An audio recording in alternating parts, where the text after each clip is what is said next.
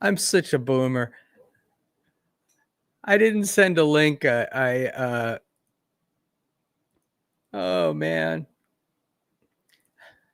I did send a link, but I sent a link to the YouTube stream, not to the actual show, because God, am I stupid. All right. I got you. Here's my boy. What's up? What's up? How are you, pal? Can you hear me okay? I can hear you Just fine. fine. Can you just You fine? look you look wonderful. Thank you. And Thank you. I'm wondering where you're the new Duke of the Dabbleverse. Joey C. No, I don't know if you heard Joey C, but I was playing Joey C for some reason. I'm an idiot because what I did was instead of sending the StreamYard link, I Yeah. sent the YouTube link, so you got to see my channel. And there we go, Dan. So Cupcake is here and others will arrive, but Boomer Idiot sent the link to his YouTube show and not the link to StreamYard. So I don't know. I did kind of repair it, fix it, and I actually even sent Joey C a link, which is how we heard him. It's funny, and I sent. There we go. I meant again, Dirty Deeds. I meant to send a link to, and I sent him the link to the YouTube show. And so I'm an idiot, but look, it is what it is. I always tell people, you got to lean into it, and not just on here, but like in life in general. And this boomer thing, I'm leaning into. But I didn't have this stuff before, and I've only gotten into it recently. So I'm better at it than I was, and I actually was, wanted to do it for a long time and hid from it. Not just because I don't have those matinee good looks I would like, but for many other reasons as well. And I thought I would be inept. And it turns out that being inept and being in the Dabbleverse are not mutually exclusive. No, not quite. So I'm a happy guy. How are you, man? How was your holidays and stuff? Well, Christmas is good, as you can tell. I got my new computer. I got my new mic set up and everything. So that's great. Works good on the road with my Wi-Fi hotspot from my phone. So cool. So you're using the mic on the road as well? Is that the? Yeah. And do you use a cam or is this your iPhone? It's on the laptop. Oh, okay. I do have a webcam that I can hook up. I just haven't hooked it up yet. Earlier today, I was at work. I had my laptop with me. I bought. I got very lucky in a way. I had I've always used a Microsoft Surface Pro, that tablet-y thing, and I love them, and they're great for the office. And I bought them for my staff. They're expensive, but they've always served us well. But when I was going away, I had dropped it and broken it. It had worked well broken. I dropped it. I broke it. I had the service agreement at Best Buy. I take it back to Best Buy. I send it to them. I give it to them. They send it out. It's like December 2nd, 1st, 2nd in that area. And I'm not getting any notice. I was away for 2 weeks. I come back on the 14th and I'm like, I'm still like, haven't heard anything. And it says, we recommend replacement. Please stop by. And I'm thinking, oh, they're going to screw me. Oh, they're going to screw me. I'm going to get screwed. So I got all loaded for bear. I went in and the Best Buy Geek Squad guy, I got the first guy, was a complete asshole. He wasn't mean. He wasn't nasty. He was just ignoring me. Right. Like I'm standing there and my name is on the board flashing because it's getting later. In any event, I got a guy. I tell him what's going on. And he says, all right, I'll be right back. I'm sitting there. It's like 5-10 minutes. And I see him over at the register and I ask him, I go, what's going on? He goes, I'll be with you in a minute. He comes walking over to me and he gives me a Best Buy store credit for $1,066. because There you go.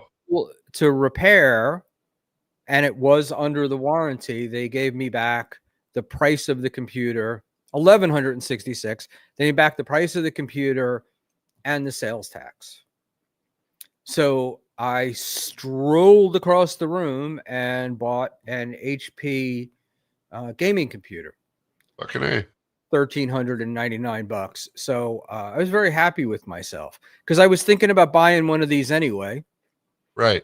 And it turns out I had all sorts of camera problems before, and I was working with a light. I had a guy who does lighting, and he was helping. We couldn't get this thing working. And what it turned out is that the graphics processor in the Surface was shot, as well as some other things. So I hooked this thing up, I put it on, and I'm like, oh, the camera works. I don't need all these studio lighting and all that other stuff. So it was pretty fantastic. So I'm thrilled. That's Tech Talk for tonight with Schmuel. Right.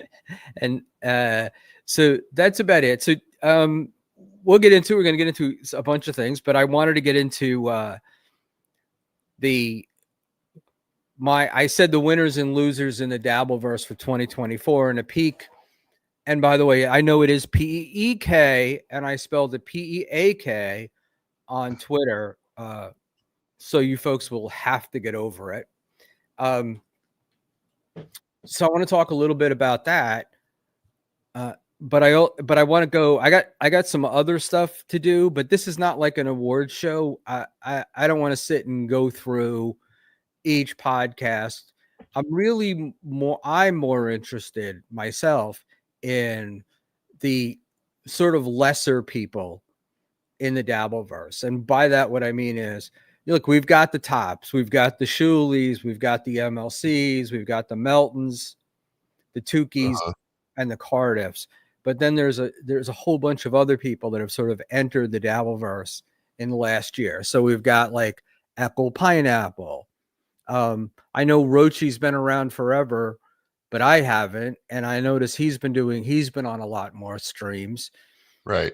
So I want to talk about, some of those winners and losers, some of the Dabbleverse winners and losers. We've done before, we've gone through the numbers, and we know that Shuley brought in about, I think, 288,000. Brennan brought in about 228,000 in super chats, Right. which is a significant amount for me. I don't know what Joey C's numbers are. He was too far down the list. But out of the top 100, John settled nicely at 58, number 58, and he brought in over $80,000. Those are gross numbers. Yeah. So how he walks away from that, I don't know. But apparently he's walking away. Well, I would, I'd almost like, I'd like to talk about that. In what do you think? How much do you follow John? And I know you're not a big John guy. Yeah, I used to, but it just gets old with him. Like, it just got old. The same stuff over and over again. So, Right. I mean, I haven't been following him recently. I did keep up with the Kate Meany stuff. That was pretty interesting. Just to see where that went. And of course, it went everywhere we knew it would. But it's so funny because it's like, who did not know that it was going to wind up that way? Apparently, the only person was John, right? Like, right. And one of the things you learn as you get older is it's not that these women like Kate Meany, or as John would say, the most beautiful woman in the Dabbleverse or whatever, they're young and they pay attention to you. Right. And right. That, and they're not morbidly obese. And so those are the things that, that's what makes them interesting. But that dude is smitten. Oh, it's a hot girl that, pretended like she was giving him the time of day. Right. That's basically all it was. But he's in love. I mean, that was the whole, like, it was even I mean, it's kind of like the thing with the phone and the phone getting stolen. Like everybody knew what was happening. And I saw the Vince thing, and Vince was like, "Oh, do you think Kate would do it?" Whatever. And you could see that John got the realization that maybe he'd been had, Right. but he didn't. But he didn't care. Did Kate end up? Was Kate the one who stole his phone? Is that what ended up happening? I don't know that that was resolved, but Okay. she definitely recorded his phone calls. So, um, and So I stupid. was Oh god, he's so listening. stupid. So Yeah, and stupid. I was listening to TSN earlier, and apparently what happened was John had said Kate super chatted his show, and that's what caused him to get in touch with her again. Uh, But it seems, if Kate's to be believed, and in this case I think she is, John had gotten a new phone number, and when he got a new phone number, he texted and called her oh, hey, this is my new and was number. like, "Hey, what's go? I got a new number. What's going on?" And she was really pissed off at the shit that he had done. So it was like, why not take advantage? Why not? Why not take advantage? Um, I kind of think what Kate did to him in the beginning was kind of shitty, and I wouldn't have done it. Um, but he's garbage, and he did say a lot of nasty things about her, and Good. and that was right. That was before the recorded phone calls. That was all like he was hitting on her. She wasn't responding. So then he started talking shit about her. Right. And then they started talking. And then that's when she started recording him. So, and, calling her mother. Could you imagine getting a phone call in France that your daughter's a whore and a coke addict?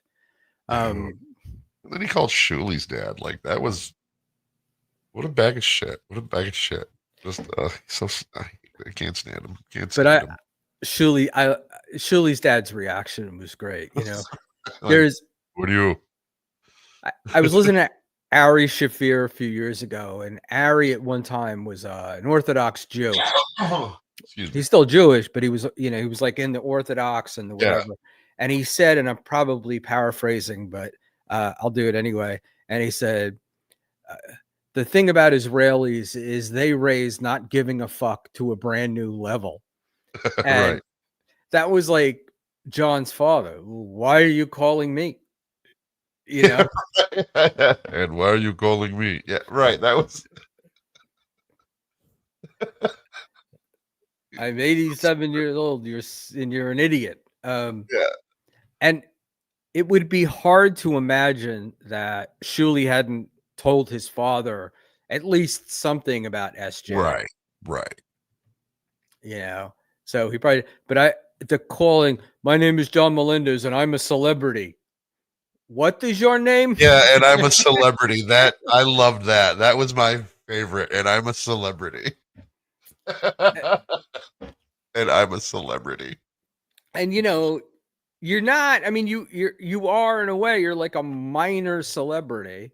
I'm sure in the Northeast, if people heard the name, then people over 50 would go, "Oh, who Stuttering John? Oh, Stuttering John." Oh, the guy from Howard Stern, right? Right, but anybody following this is just an asshole. Like, or I'm sorry, not I'm an asshole, but Stuttering John, he's just an asshole. And Right. that was the thing in Atlantic City. There were enough of those people that were like, "Oh, that's Stuttering John from the Howard Stern show," mixed in with the people that were like, "Oh my God, can you believe how far this guy has fallen?" You know, to make him think that he was a celebrity. But it really was like people were like tapping other people on the shoulders, like, "Have you seen Stuttering John?" First reaction was, "I never knew he was so short." Right. And the second reaction was, "Man, he's so drunk." Uh, and it was just so funny. And he really thought of himself as a star. As an A-lister for sure. And I was at the ill-fated Gino and Chad show, and it opened with Keanu opened, Tony Mazer went, then Keanu went back up, and nobody was paying attention. Right? It was like it stunk. This It was a was stand-up. This was a stand-up show. yeah, the stand in at the Tennessee Beer Hall in AC, Okay. and it was stinking pretty bad. And John stood up, and John said, fellas, you got some really good comics here tonight, and you need to pay." He just walked up and interrupted the show, and he really thought like people were going to listen to him, and they didn't. And then of course we got to see Chad, who was funny for the first few minutes. Like his jokes were good. And then I heard somebody mumbling, and it turned out that those jokes were actually KB's jokes. He was doing Brennan's jokes. Oh my God, I've heard about that. I So remember then that. he went into his own material. And I don't know if you've ever seen Mike Morse perform, but it reminded me of that, where he launched into jokes that were appropriate and funny for the 90s. Like if you remember the whole, he does that celibate thing. He does this stupid little dance, and the purity rings that the girls. But when's the last time you heard about that? Right? Like it's been forever. Right. So he was a disaster. Keanu came back up and stunk the place up again. And then Gino went on, and it was embarrassing. Like the entire night was embarrassing. It was really, I mean, it was like open mic night, and people were there to laugh at them, not with them. Oh, And wow.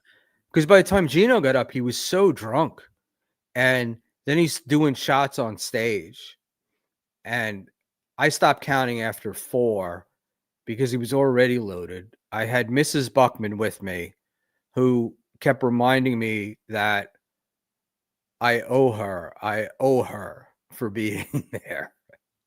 And she was pissed that we paid for it. That was her thing. Like, you paid for this? I paid $25 for the 2 tickets each, 25 each. I paid 50 for the tickets, and then we bought food. So I don't know. It was like $110 or $120 I spent. And she's been to some pretty bad shows with me. Yeah. But this one she was really, really upset about. So Rochi, that's a question even I don't know the answer to. No, Dave was going to come on, but the big change in Dave's life is he's had a job. He's gotten a job.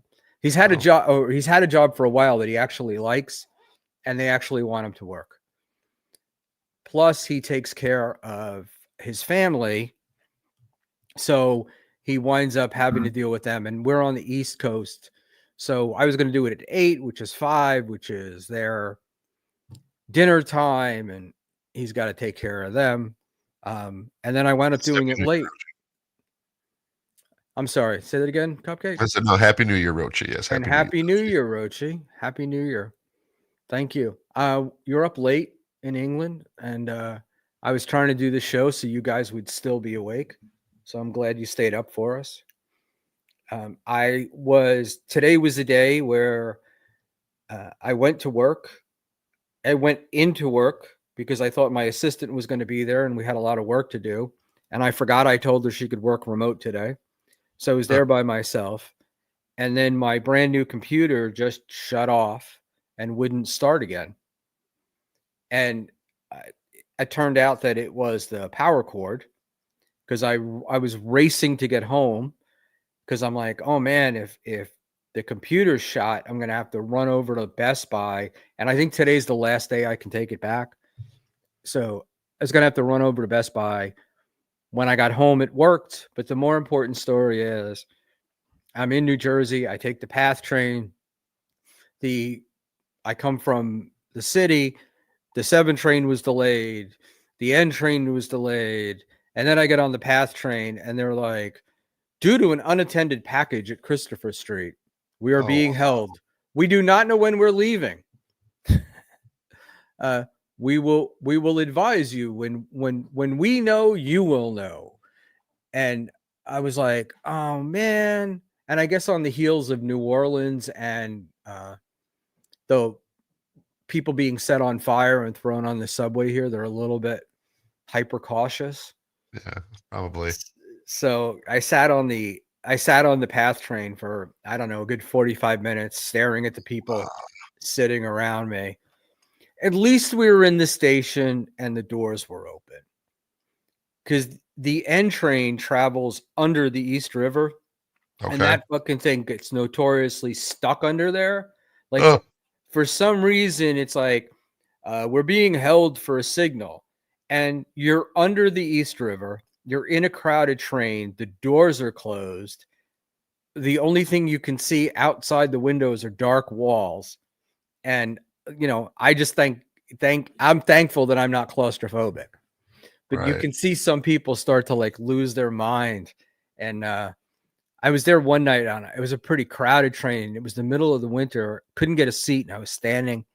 And the guy next to me, he was sweating. He was just sweating. Like sweat was just pouring off him. And I said, are you okay? And he was like, we were there about 15 minutes and I got a 15-minute story of his life and his anxiety and claustrophobia and how this was creating it for him. But it was, we got to talk him through it. So that was, it was pretty cool. And, but those are my usual, riding the subway, you sort of get used to this stuff. Yeah. But some trains seem to run like clockwork and other ones, it's like, they just don't run. And, that's the way it is. And the 7 train is a pisser because that one is outside. So it runs under it. It goes under the East River and then it's in Manhattan. It's only got like 4 stops in Manhattan and the rest are in Queens when it comes out. And once you get out of the tunnel coming into Queens Plaza, the cell phones break out. And Queens is very diverse, for lack of a better word. So the only way I can describe it is it would be like sitting in the United Nations and everybody is on the phone in their own language. And that's the way it is. And it's like, it's just, it's unbelievable. It's like, it's insane how crazy it is. And I'm laughing because John Rocker, the pitcher, is I back follow him on Twitter. Yeah, is back on Twitter, and he's the one that talked about the 7 train. And he put out a tweet saying I think the most pathetic thing that you could do is stand in a diaper for 9 hours trying to hold your place to watch a ball drop in Times Square. And I was like, John, have you been on the 7 train lately? That's pathetic. But the good thing about the 7 train is because it is outside, we don't get nearly as many homeless as you would on, say, the E train, which is underground the entire way. Oh, wow. Okay. Yeah. But the 7, it's always, there's like a thing in New York, you walk up, it's rush hour, you're getting in the train and the train is packed. And you see this one car and you go, oh, wow, there's seats. And the minute you walk through the door, you realize the reason why there's seats is because this homeless guy is sleeping and the smell of the car is so bad. Oh, Jesus. People would rather stand and be crowded than to sit in a subway car. Like you can't get far enough away. That's so gross. I know. My most recent gross thing was this woman was eating spaghetti. She's sitting in the thing and she's eating spaghetti and she's like shoveling it, and there's spaghetti all over the floor and the seats. And the people from different cultures, if you do something, generally they will say something to you. Right. But I was laughing because there was this very white woman who had obviously been doused with spaghetti and spaghetti sauce, and she's sitting there like, I don't know what to do. I don't know. Like, if I get up, is she going to say something? She was more Right. worried that the homeless woman would yell at her than she was um, that she was getting covered in spaghetti and spaghetti sauce. But anyway, that's New York, and that's why we love it. And I would love to leave, but I don't think that's going to happen anytime soon. So, are you planning on going to Atlantic City? No. Okay. It was fun last year. I wonder what it's going to be like this year. Yeah, give me a second. I'm going to grab something to drink too. Cool.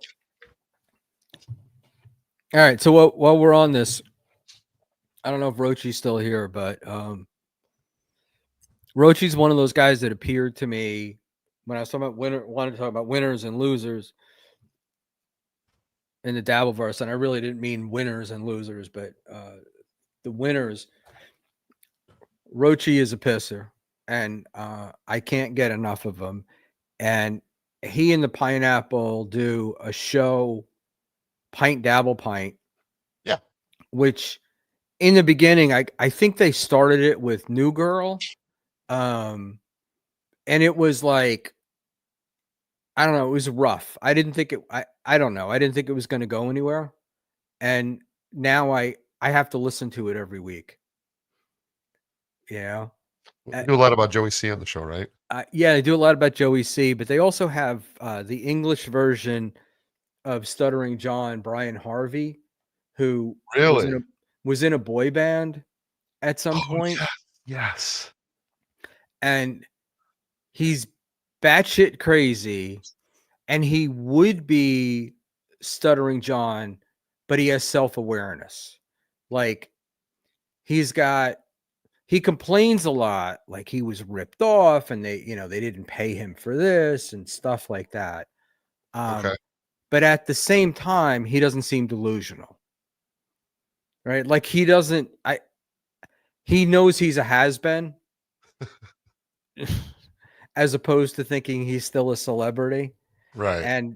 And when he talks about his stuff, it's not all Brian Harvey. It's not like the Stuttering John, where the Howard Stern show would have been nothing Without if me. Stuttering John were not on it. It was I cannot mispronounce it the way he does, but he says he was an integral part of the show.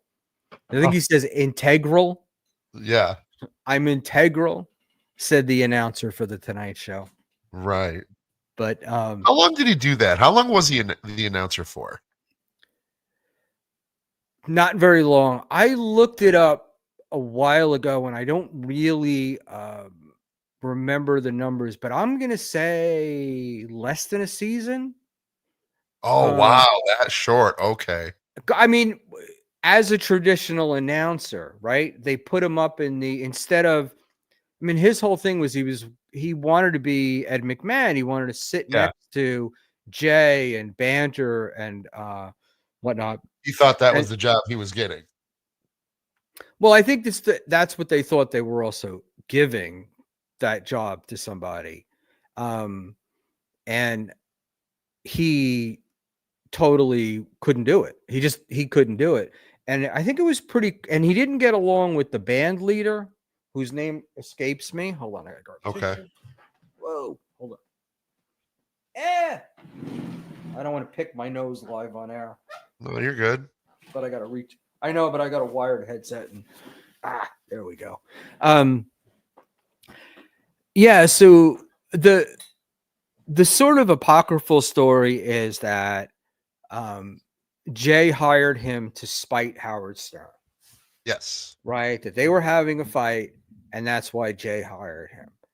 The story, I think, is more like Mike Walker, the old National Enquirer guy who's passed away and wrote a book.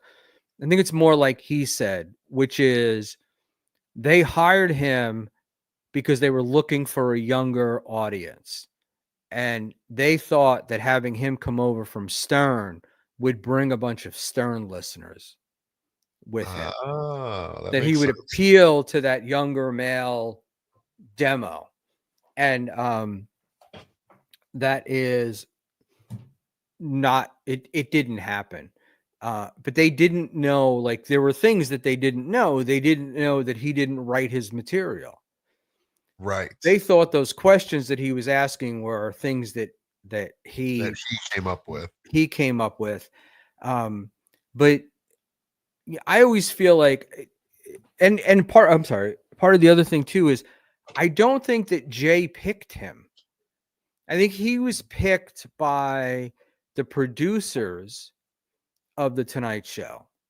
Really? And he was, I don't want to say foisted upon Jay. I'm sure Jay had to give, his okay. But Jay was told what this guy was going to do and what he was going to bring. So whatever reservations Jay had about hiring him, he put to the side. And obviously it didn't work. Right. But it's so but it's just such a, to me, it's a fantastic story, because he's one of the few people in television that that made less money every year they were in the job. Right. He was there for 10 years and they made less money. And there's a story about, there was another guy who worked. So Jay obviously is notorious for not firing anyone. Obviously. He's known as a guy who doesn't fire people. But what they do is they sort of move you down. Like, you, with any self-awareness at all, you become cognizant of the fact that this job is not going in the direction that you thought it was, and they can't be thrilled with you. You're making less money. You go from the highfalutin position of being announcer to, you're then moved into the audience. So you're in like the third or fourth row. And He became a they stunt turn boy like he was on the Howard Stern show. and they turn off your mic. That was the wildest part. Like, he did not have a hot mic. So he wasn't able to interject. He couldn't do anything. So it was only when they talked to him would the mic go on, and then he could respond. Oh, So wow. he's like me. He wasn't very quick and jumping in there with responses, and his timing was off. There was a whole bunch of stuff. So anyway, the point of that story is that they moved him into the writer's room, and he was getting less money all the time. They were saying that NBC was cutting back and things like that. But there was another writer whose name I cannot remember, who worked there. And basically it was the same thing with him. They weren't thrilled with him. And they kept him, but they sort of kept moving him, farther and farther from the center of the table, Yeah. like, eventually he was going to wind up at the kids' table in the writer's room. And that dude was like, yeah, I knew that I knew what was going on. Like, Jay doesn't fire people. They don't like to fire people because the jobs are so hard to get in Hollywood and all these other things. But this guy quit and he went on and he became very successful in other areas. So, that's the example that most people get. So look, I'm sure you've worked for companies. I know I've worked for companies, and I know when you have somebody that's not working out, you just sort of move them away, right? Right. You just, and you lower their salary. Gee, we're having trouble. We can't really afford you at the rate. At the same time, you're giving other people raises. Right. And and promoting other people and hiring replacements. So wake up. But he didn't. And so he left when the Tonight Show ended. Fallon had no desire to keep him. They were Right. bringing in a whole new crew, and he went out, quote unquote, on his own, and he was supposed to, do stuff. And you're coming off the Tonight Show. You should have gotten a job. Right. You should have immediately been able to find some place to work. And you couldn't find one. But I think that all the things that we see today, like the laziness, the not taking things seriously, the not preparing, the getting somebody else to do all your work for you. It finally I caught can up. imagine that that's not new. That's probably what was happening then. And it was, it's like hiring a problem. So that's my feeling on that. And I mean, look, obviously I could be wrong and I'm just making shit up, but that seems to be the stuff that I've read and the way it goes. But I watch John and I think about myself as a boss. Like, I would hate having this guy working for me because nothing would happen, and Right. it's He's, like, he's the kind of guy who would just sit at the desk and just bullshit all day. exactly more interested in lunch than anything else. Right. And he also does things where he says he makes comments and he forgets about what he said before. When he was on Kumia and they were coming after him about having used the studio for his podcast and not tipping the guys Right. and drinking all their beer, he was like, well, I'm used to working for the Tonight Show where all the beer was free. And then later on in another show, he said, we never drank at the Tonight Show. Right. Right. And, that didn't happen. So one of them is true. One of them isn't. My guess is that they probably did drink a little bit, but I just picture him. He's not the guy who knows how to go out to lunch and have a beer. Yeah. Right. He's going to have 6. And based upon what I've seen, he will, if somebody else is paying, he'll take advantage of it. Yeah. So I don't know what's up with the, with his leaving. So back last, I guess it was December, I think. I know a guy who, trying not to, I don't want to blow the guy's cover, but I know a guy who has a drinking problem and he was sober and he moved to Florida during the pandemic and all, and that stuff. And he's gone back to drinking. Oh, wow. And he bought a place in Cape Coral and goes to the same bar. And every now and then I hear from him. And what he had said to me was they were sitting in the bar, John and other people, and they were talking about, why do you do, like, John complains a lot about how people treat him and they don't respect him. He also then says, oh, it's all an act and I know what I'm doing and look at how I'm taking advantage of these people where they're sending me money. But I guess in a moment of clarity, drunken clarity, he said that he was going to get sober for 90 days coming in January 1st. That he was going to move away from this and he was going to prove that he didn't have a drinking problem by not drinking. Because I guess his family and everybody gives him shit about drinking. I'm sure. So it's not like he was going to go to rehab. It's not like he was going to say, oh, I have a problem and I need to do something about it. He was going to prove to everyone that he didn't have a problem. Right. And it's going to not do it. It's going to stop drinking cold turkey. Right. And he had mentioned how he was going to be going up to the Northeast New England to visit his kids and that stuff. And I guess none of that really happened. None of it was happening.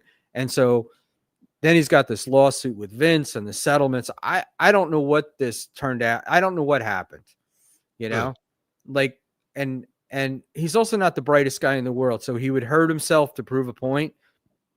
And my guess is that this now has more to do with the lawsuit with Vince than it does with him cleaning up and getting his shit together. But my prediction and everybody, my prediction is he's going to be doing. He said he was going to continue doing his political shows, so I think he'll probably do a political show or two, and then that'll morph back into some Dabbleverse thing. But yeah, who knows? Who knows? So let's get on topic here. Who are your top 3 people? What are the top 3 shows that you listen to? I mean, probably El Horrible, OJ, and Cardiff. I haven't listened to OJ in forever just because the timing is bad. I'm not the greatest morning person, and he's live, and I'm also, if I'm on the train, I can't hear it because I'm underground. So if I can't download it, then I can't get it. And then by the time I listen to it, I've already heard everything that's going on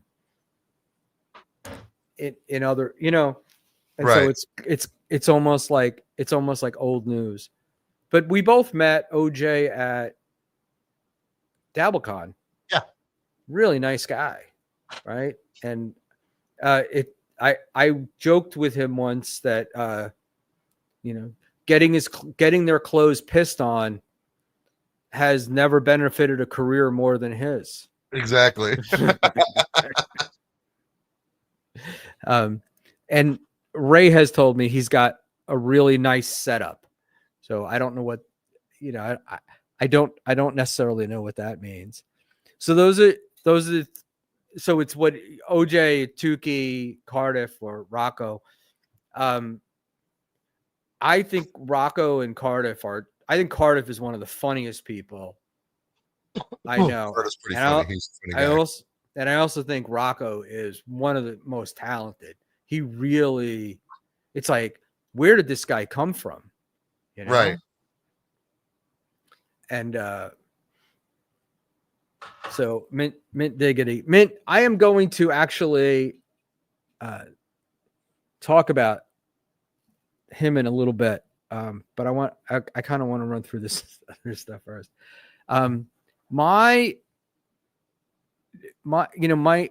big 3 are probably I really like Blind Mike. Oh, okay. And the Sunday show, it's interesting to listen to him because you can hear he puts a lot of work into this, and he really listens to those shows.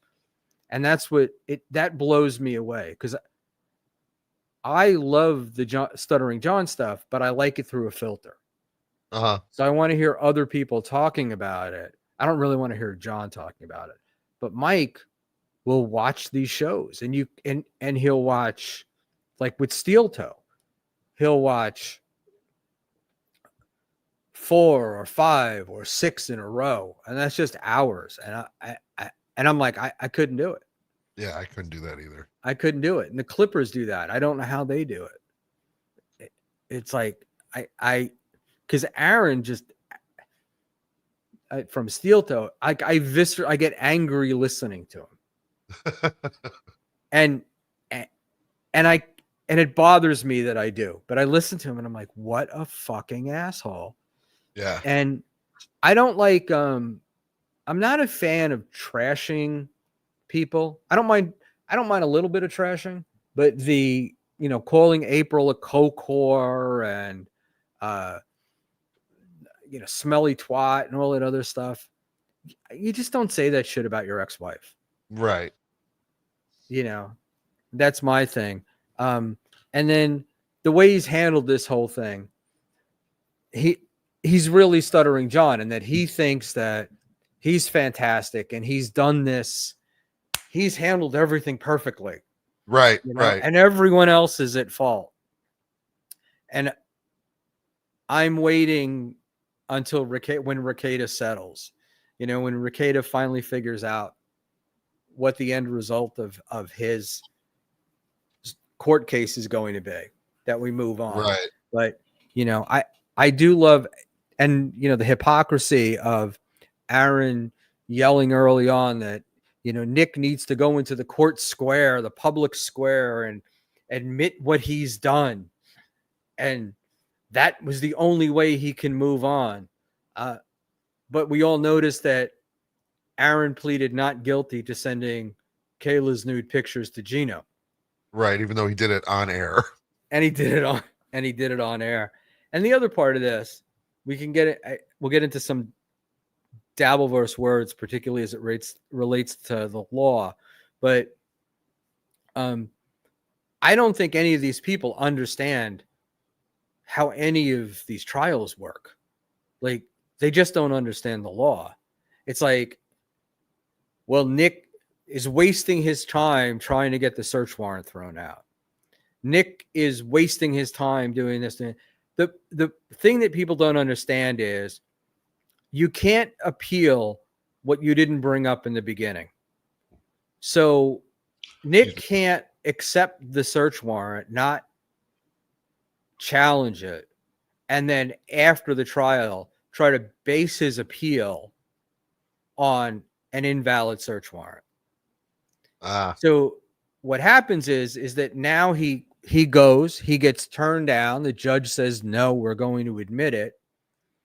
And they have, for their appeal, they can say the judge erred by allowing the search warrant or allowing this broad of a search warrant. So you have to fight these things because you don't know where it's going to end up.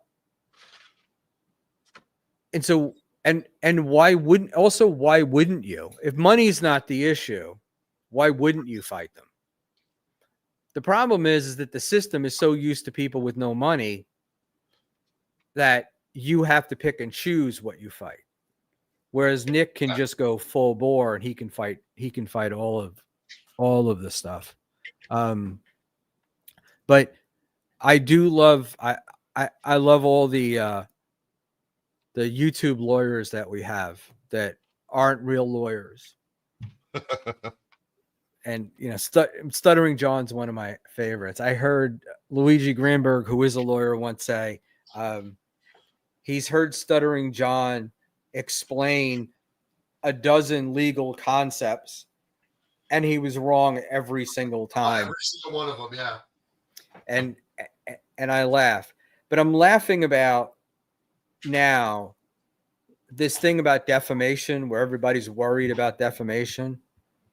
And it's so stupid because, first of all, in order to sue somebody, you got to have money, right? There's no criminal, defamation is not criminal, and, the county's not going to do it for you. The state's not going to do it for you. So you have to sue for it.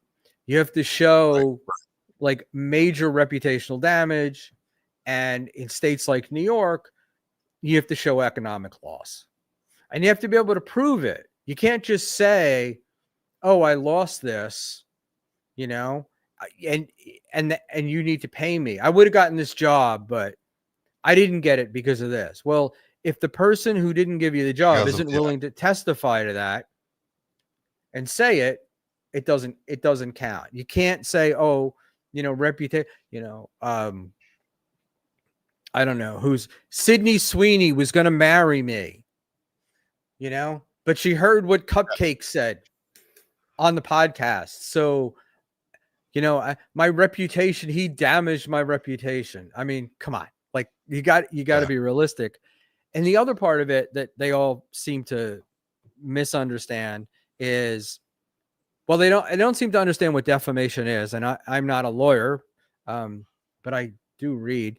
They don't seem to understand what defamation is, but more importantly, they don't understand that it's state law. It's state law. So if you're a guy in Kentucky and Cupcake says something shitty about you and he's in Illinois, you have to sue. You could sue under federal law, but trying to sue federally is very expensive. The law is much stricter, so you can't. And so it's like nobody's going to be suing you, not unless they're, if they have a lot of money. If it's a big corporation, that's a different story. But, guys on the internet, it's tough. And if you remember the Stuttering John being sued by Vince, right, for defamation, Vince, the big thing in that case was, or a big thing in that case that allowed Vince to sue, was John's residency in New York. Otherwise, Vince would have had to have brought the suit in California. And Vince is not a resident of California.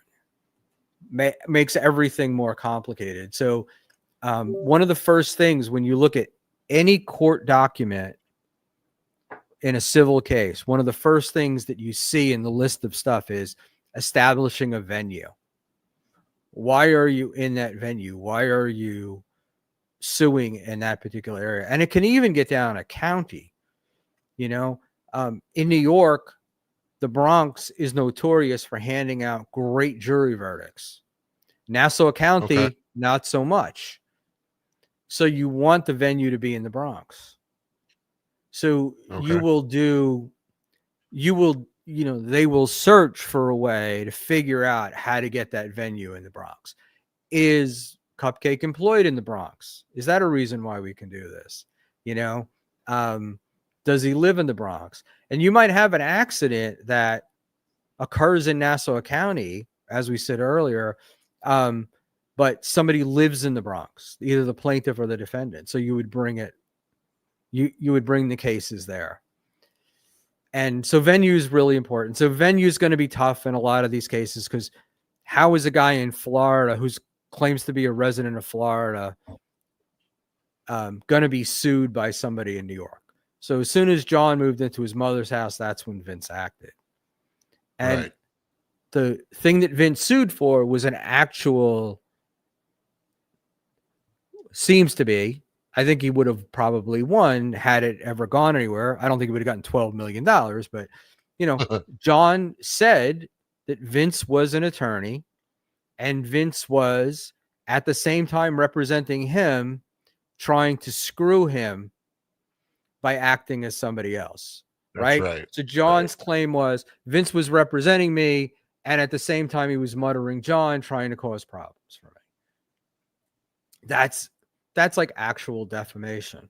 And lawyers rely on their reputation, so it's reputational. I mean, he could really he could do it. And since John had filed that ethics complaint, Vince was loaded for bear. And but Vince doesn't seem to have a soul, so he settled. I don't know what his game is. Like, I don't know what his end game is, but that was the thing in the beginning. And John did not fight. John kept saying, "I'm a resident of California. I'm a resident of California." He did not fight the residency part of the lawsuit. He didn't challenge it. Yeah, and he didn't challenge it because he would have had to have paid to challenge it. And the odds were that Vince either would have won, or it would have cost him more money than trying to settle the thing. So, and it seems like they settled for very little, but what do I know? In any event, enough of that. So what do you, by the way, and also this republication defamation, I keep hearing people saying, "Oh, John reading somebody's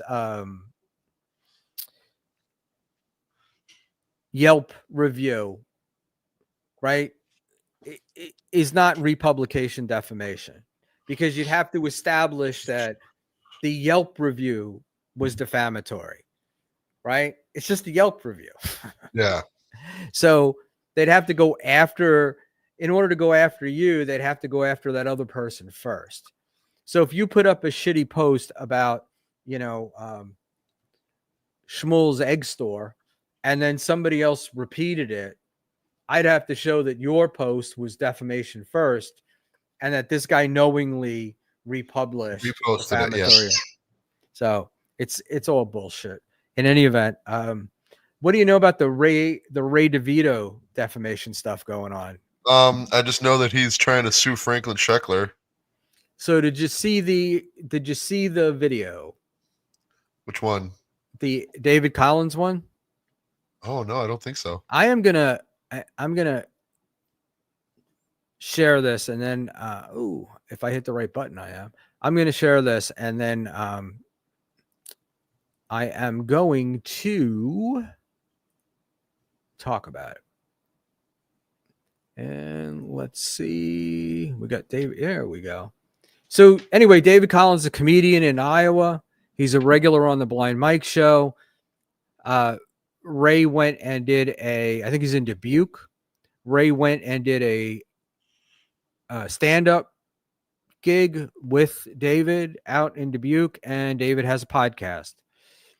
And David had Ray on the podcast. And the original podcast did not have what we're about to see on there. This was recorded before the this was recorded prior to them going live, supposedly.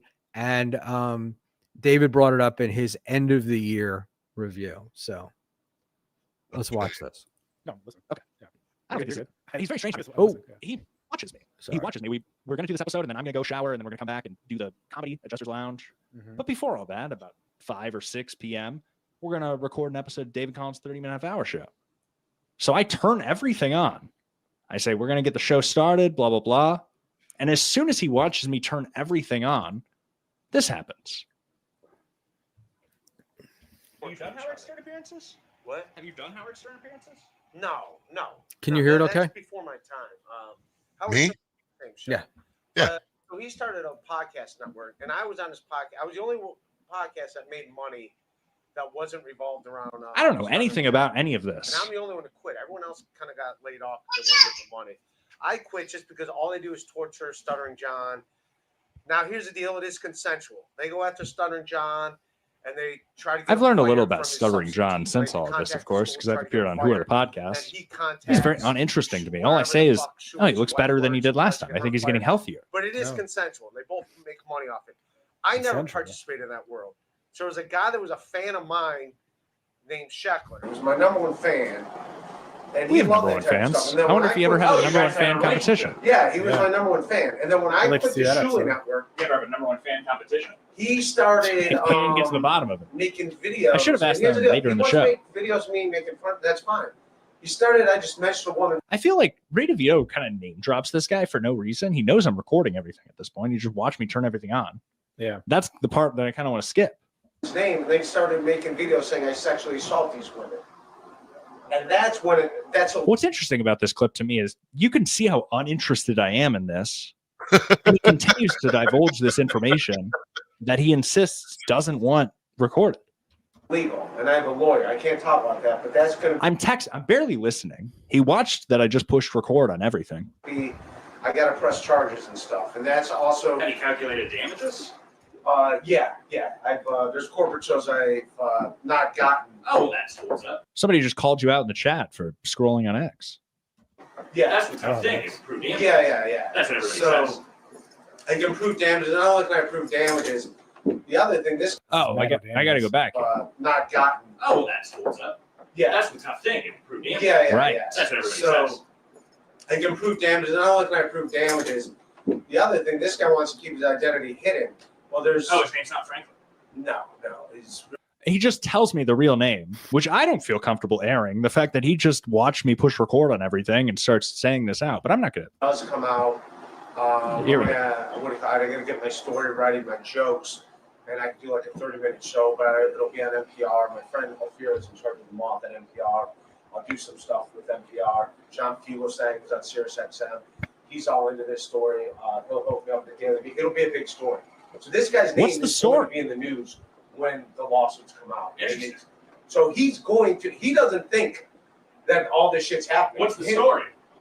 that he just target cyberbullies me and target harassment. Like you can't just make up fictional stories. I can't just make up a story. David Collins sexually assaulted this woman. Well, as a public figure, you have some, I would prove damages. Yeah, but it's also Lying like is you can't- covered by the First Amendment. That's true. All right, well, we'll see. It's a little complicated. Yeah, I know. I mean, I mean, I'm sure you You'll have a lot of He's a experience in cyberbully, that. and right now, like cyberbullying, cyber harassment is a big deal. Like fucking the left wing's gonna love that shit. You know what I mean? Right. Well, that's why you talk to Oh my NPR. God, Yeah, Ray. like they love it because it's like, yeah, you can't just harass people for the fuck of it without there being some type of damages. So I just want to test this one more time here because this was not. You can see my mind's not even. I'm trying to do audio checks. I'm thinking about how this microphone was having issues. He's just divulging this information to nobody. Yeah. Only to my listening audience. Notice what's in Ray's hand. It'll become important later. Yeah. Up any sound, and you know what I did? I unscrewed the top of this and screwed it back on. It shouldn't have done anything. That should have nothing to do with the electronics, but now it's picking up sound again. So I'm not sure. All right. It just started malfunctioning today. So, There you go. That's high praise, Matt O'Daniels. Thank So you. that's smokes. Nice. Yeah, I mean, we don't have anything by name. Of course, you know, it is a curious topic of Yeah, but your relationship with the internet is a curious topic, sans, you know, to the direct names of people. You guys check my French there. Drop the word "sans" in a conversation with Ray DeVito. Do you think he caught that? But Name, of course, you know, it is a curious topic of Yeah, but your relationship with the internet is a curious topic, sans, you know, to the direct names of people. right. But I don't really want to get into that because here's the deal: if I do talk about it, it looks like I'm involved in it and kind of like. So I've been told by my lawyer, don't talk about any of this. So I spent the weekend trying to convince Ray DeVito that I tried to allude to it. We couldn't really get to a point where I felt comfortable saying this directly, but I think this guy's just getting taken advantage of by a lawyer. Yeah. Until the charges are filed. Okay, well, you'll have to tell me if we're crossing a line. Yeah, I But I don't think we will. Yeah. I think had you not told me anything, there'd be no concern about that line being crossed. And that's exactly the case. If he just kept his mouth shut, I don't care about any of this. It's curious that he continues to bring it up. That's the interesting part. But anyway, Ray DeVito was a fine guest on the show, and he ended up winning an award in our award show, which not everybody wins an award. Speaking of awards in our award show. So that's the Ray on David Collins, right? Which MLC then reviewed. So a And bunch of people have already seen this. right. Oh, this is not new. I'm not new at this. I'm just I'm friends with Ray, so this was a little bit I was very I got involved with Ray a little bit in this, but let's go to I want to go. This was Ray's response, and this, by the way, this was the David Collins. We played that from the David Collins show. This is a clip from Stallion, who I'm hopefully getting correct. His name, I was calling him Stalin forever. So this is Stallion. This is the clip from Stallion, and we always want to mention the Clippers, join their channels, etc., and hit the like button on these. If you're going to clip them, you hit the like button, ask your audience to. But this is Ray's response.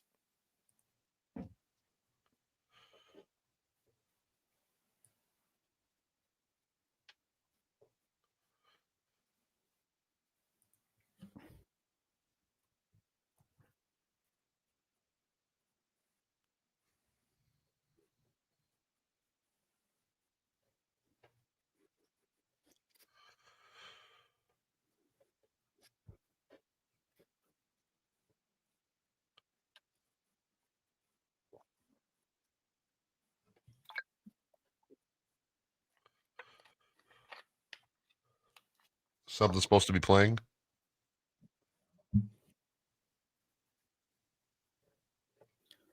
Remember when I said, what's in your hand, or notice what's in his hand? Did you notice what was in his hand? I just saw a microphone. It's a microphone. Yeah. You're holding a microphone. Because we all engage in our confidential conversations while holding a microphone and doing a sound check.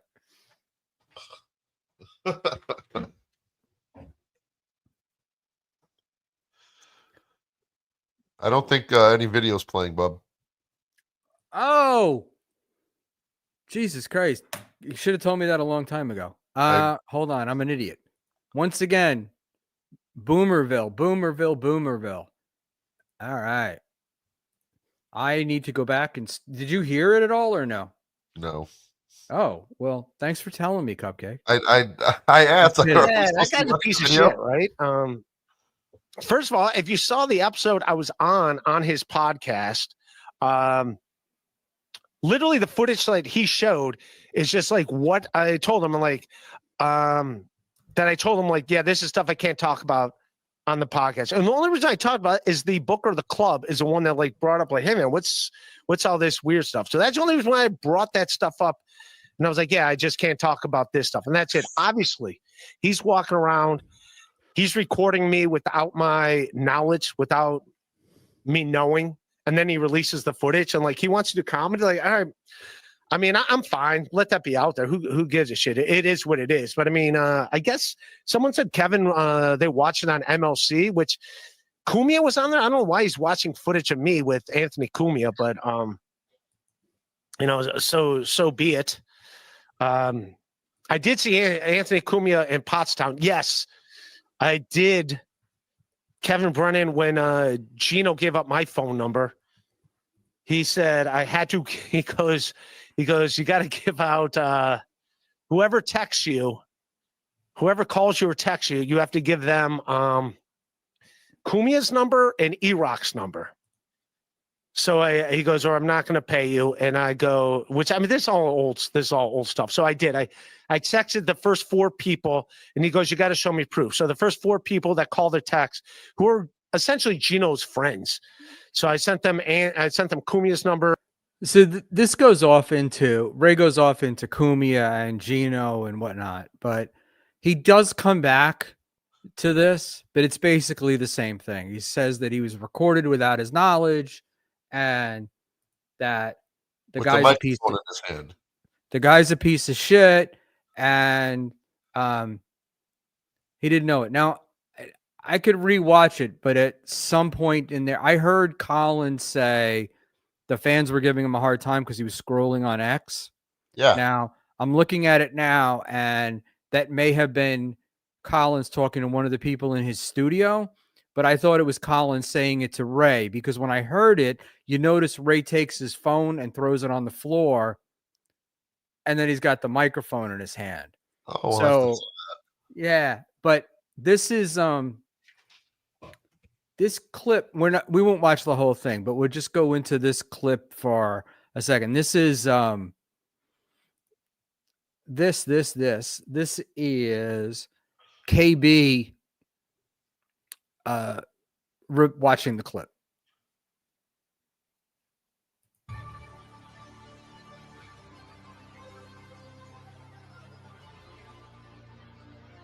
Oh, here it is. Video. I should have asked that later in the show. All right, press pause real Okay, quick. so set it up. So what is this? So this guy David Collins had Ray on his podcast, and this is the pre-interview, or the podcast hasn't started. He does a little commentary on what's going on. They're talking about Franklin Scheckler and his lawyer and everything. David Collins is a Cleveland comic. I've never heard of him. You started, I just mentioned a woman. I feel like Ray DeVio kind of name drops this guy for no reason. Of course, Chad wouldn't know who he was because he's young and he's reasonably successful. knows him before. You just watch me turn everything on. Yeah, that's the part that I kind of want to skip. His name, they started making videos saying I sexually assault these women. And that's when What's interesting about this clip to me? Who's this guy standing up? Is that the guy from Cumtown? He has the same mustache. Nick I don't know, but he's doing commentary on what's going on. He's basically saying Ray knows I was recording him, but oh, this is the guy who's talking. The guy who's standing up. He's doing a voiceover for his own recording. yeah, he's doing a narration for what's going on, saying Ray knows I'm recording him. I don't know why he's insisting on saying this. Is you can see how uninterested I am in this, and he continues to divulge this information that he insists doesn't want recorded. and I have a lawyer. I can't talk about that, but that's gonna Oh, this is David Collins. He's an Iowa comic, and he does shows with Blind Mike. Oh, that's the guy he drove out to Iowa. You know that club in Iowa? Oh, Speed it up right, a right, bit. right. Yeah. Max, I'm barely listening. He watched that I just pushed record on everything. I got to press charges and stuff, and that's also. Any calculated damages? Yeah. There's corporate shows I not gotten. Oh, that's what's up. Somebody just called you out in the chat for scrolling on X. Yeah, That's the tough thing. It's proving. yeah. That's what it So says. I can prove damages. Not only can I prove damages, the other thing, this. Oh, I got to go back. Not gotten. Oh, that's what's up. Yeah, that's the tough thing. It's proving. Right. That's what it So says. Wait, Ray's gonna prove stuff that he hasn't gotten. Yeah. That's like suing someone because she won't have sex with you. How can you prove that stuff you haven't gotten because of Franklin Scheckler's video? He's lost work because of him in corporate gigs, and Nobody's saying he's lost work that he never was offered, which is impossible to prove. Ray's an idiot. I can prove damages. Not only can I prove damages, the other thing, this guy wants to keep his identity hidden. Well, there's Oh, it's not Frank. no. He just tells me the real name, which I don't feel comfortable airing. The fact that he just watched me push record on everything and starts saying this out, but I'm not going to. Does come out. Here we go. I gotta get my story ready, my jokes, and I can do like a 30-minute show, but it'll be on NPR. My friend Ophir is in charge of the mob at NPR. I'll do some stuff with NPR. John Fuel saying on Sirius XM. He's What? What? he's talking about his jokes that are on Sirius XM, NPR. And what's gonna? Chad, of course, gets it wrong, but the what was being said was that Ray had gone to Fugelsang, and Fugelsang thought this was an amazingly interesting story, and they were going to do a piece about it, about cyberbullying on NPR. Related to this, and this was going to be Ray's stuff. And in the last clip, this one is fast. It's only about a minute. This is Bob Levy and Ray having their discussion about it.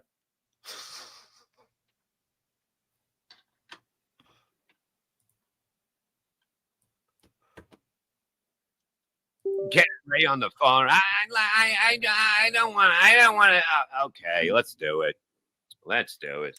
Everybody does a bad Ray. Dave said, my wife was listening and she goes, of all the people that do Ray, Dave Sauer does the best Ray. So He's not gonna take a link, but hold on, where is it? Okay, we're Cleveland. Slow. There it is. Here we go. I'll do the John face. Hello? Hello, Ray. It's Bob. You're on the air with me. Oh, hey, what's up, man? What's up? Somebody just played a video. Like you're taking Scheckler to court? Dude, all right, I can't talk about this. I'll talk to you off air about stuff, but no, that's What I happened? was recorded without my knowledge. No, that kid, I was literally saying what I'm not allowed to talk about on air, and he was recording the whole time. Like, if you watch his show, Yeah. that's not in the show. It wasn't part of the show. That same piece of shit also, when he was on my live stream, pulled out a firearm. I had to, like, end the thing immediately. So, yeah, that's a piece of shit. That dude that did that, but no, I was recorded without my knowledge. I was just saying what I'm not allowed to talk about on the podcast. But why would you even like bring a it up to dummy. him? That's what I was saying. Like, I'm an idiot. that's my question. What Bob just asked. And that was the question that I asked Ray. For even doing it. Because a lot of people ask me about that stuff, and I just got to be like, hey, I'm not allowed to talk about stuff on podcast. yeah, you should So, just I don't know. say, it's none of your business. That's how you say it, and then nobody can ask you a question. Like, it's like, Exactly. you know, I wouldn't even look. You got to realize what I'm saying, and I'm telling you the facts here, right? Franklin Scheckler brings eyes to you. I can't. I like. We'll talk off air. I don't want to talk about this on air. I like you, Bob. I'll call me later when you're off air, and we'll talk. All right, but just All don't do. Yeah. All right. All right, bye. Well, you heard it there. He's not. So that's the Ray DeVito Franklin Scheckler saga up to the minute. This all happened in the last couple of days. And yeah, this happened today, actually. I think the phone call with Bob. Yeah, when I hung out with Ray in Cleveland once, I was driving through, and we met at a bar, and dude, all night he was talking about Franklin Scheckler, showing me pictures of him. Yeah, can you believe this guy? So yeah, Ray is all pissed off at me about this, right? And I sent him hold on one second.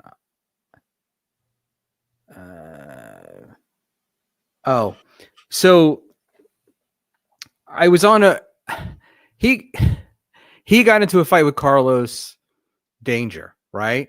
Okay. And Ray and I talked, and Ray said, I could say anything. And then I said, I was talking to I was talking to Will Herron last week when we had him on. And I said, I talked to Ray, and Ray's don't say you talked to me. And I'm like, Ray, I did talk to you. And I did say you didn't ask me to do anything for you or say anything to you, but I talked to you. And everybody knows I talked to you. We've been friends. I was I'm on your show quite a bit. And he got mad about that. And then at some point, I sent him a text and I said, this is, I don't know, from whenever that David Collins thing came out a couple of days ago. And I said, I'm sure you know this by now, but David Collins posted your entire Franklin Sheckler strategy. Right. And he was like, yeah, he posted a conversation, a confidential conversation. And I wrote, it was on camera, ! And he's like, he did have a microphone in his hand, so it wasn't live, blah, blah, blah. Anybody. So anyway, I just said, and he goes, if anybody saw that video that, and thought he was being recorded, they're a fucking idiot, And, I don't, I'm trying not to violate Ray's, privacy, right. or our conversations. But I was pissed off, and I was pissed off probably for a reason you'd be pissed off is I spent all this time talking to Ray on the phone about this subject and Ray asking me not to say anything to anybody. Right. Don't say anything to anybody. Don't talk to anybody. Don't do this. And at some point I put it in here, right? You asked me to keep it confidential, which I did, but you're telling the story to a guy you don't know. And it's like, I've been walking around for months knowing what this is. Right. And I'm not happy about it in just as a friend thing. Cause I think it's the wrong, I think his answer is the wrong answer. Right. Like it's total Streisand effect.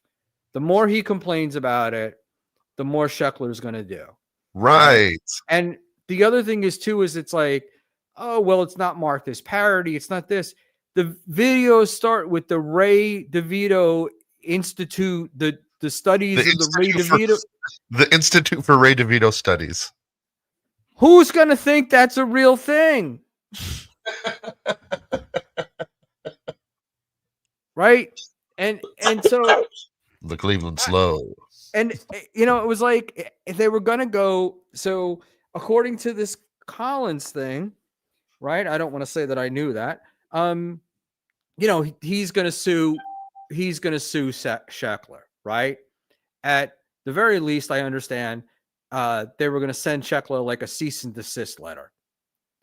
And I think that's like the dumbest idea that they've had, because all it's going to do is that cease and desist, all that stuff we talked about earlier with being in the same venue and all that stuff. From what I understand, this Sheckler guy's up in like New Hampshire or something, or Massachusetts or someplace like that. So how does it get from Ohio sue a guy in New England? And you're living in these situations where, because you don't have the money to buy a house or to pay rent, like, how are you going to do this? How are you going to do this lawsuit? What's going to happen is, in my mind, you're going to send this cease and desist, and Sheckler's just going to post it. Right. The Cleveland Slow sent the Institute for Ray DeVito Studies a cease and desist. It'd be like Schmuel when John sent him a cease and desist, and Schmuel read it on air. Yeah, he'll make a whole video of it. Make a whole video of it. Slow feels as though a cease and desist means that we must stop these videos. You know, and then and then so Ray got really pissed off at me, and he was like, he basically was I wasn't his friend because I wasn't sticking up for him in this. And my attitude was, that's not what a friend does. What what people look for is they want what they want their friends to do is just certify their delusion, and I'm like, I'm not going to do it. I'm going to tell you what I think. You don't have to listen to me, and I'm not necessarily right, but I'm going to tell you what I think. And I think it's a bad idea. And I think what happened is that there was, I think somebody said that they were willing to fund it, which I think was a troll, right? Yeah, for sure. And they're getting him started. And at some point there's somebody in the comedy universe who was a lawyer who talked to him and said, there are things that you could do. And I have a feeling that, I know how it is. I know, like, when you go to the doctor and he says, you're dying of cancer, but your heart's strong. And you walk out and you go, well, the doctor said, I said, my heart is great. Right. And right, it's like, right. This is like, I think, you walk out like, what do they call it? Confirmation bias. You walk out because you did hear what you wanted to hear, but you didn't hear all the other stuff. And, my answer to this all along is you can't do anything about it. You have to put out more content. That's what you have to do. The only way to handle this is to drive down that guy's numbers. And the only way you drive it down is by putting out more of your stuff. You got to clip your shows. You've got to, put more stand-up out there. That's because otherwise it's not going to do anything. And proving defamation, all the stuff that the guy put up there, and this is like a problem. And I feel bad about it, but the videos, there's nothing that can come good of this.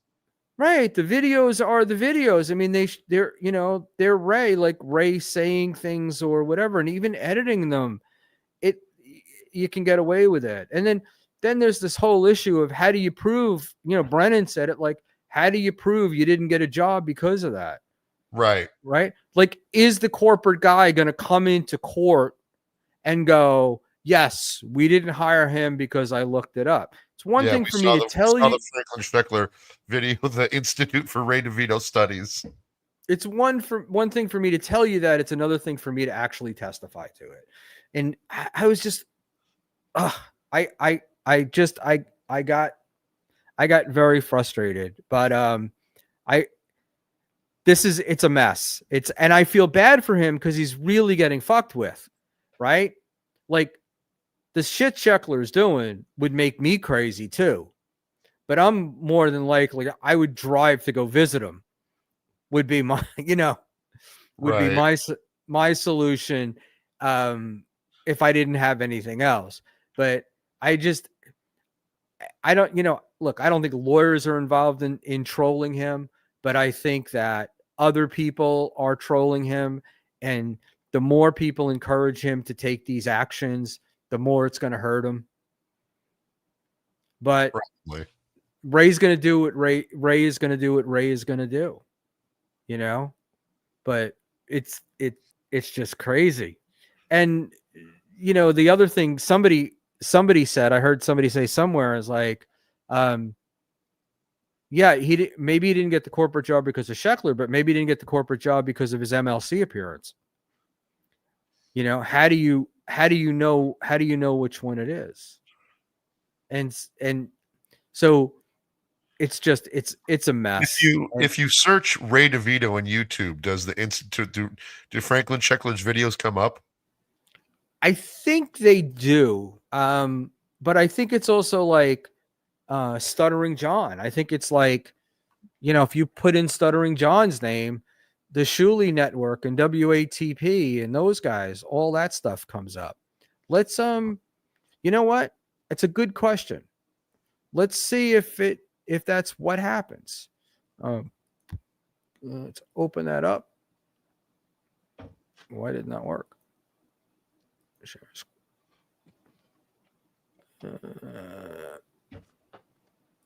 Okay. Share. So you're there and you can see that, right? And let's go. And let's see what comes up. This just came up. Oh, Jesus Christ. This is that's brand new. And then oh,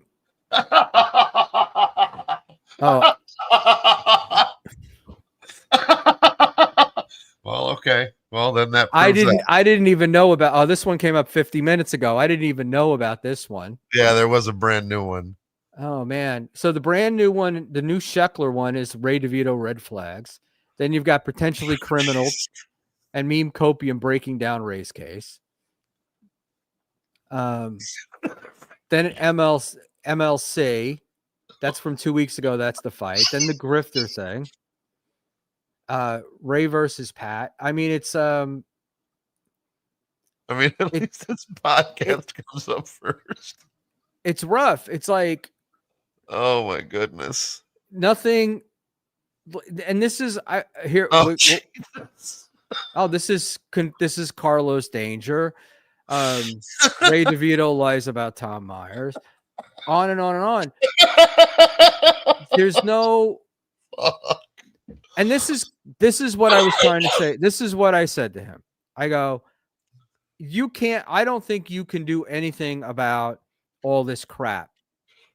You know, but what you can do is you can clip your show. You can get more stuff out there. And the more stuff you put out, the lower down that stuff will go. So when people put in Ray DeVito, they're going to get rock bottom.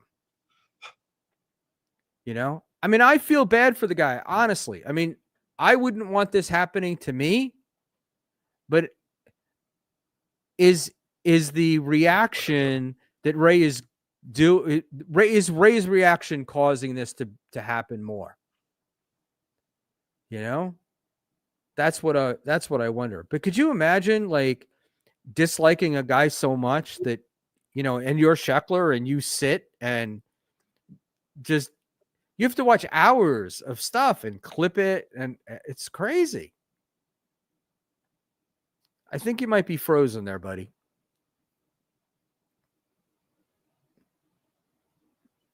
Cupcake is froze and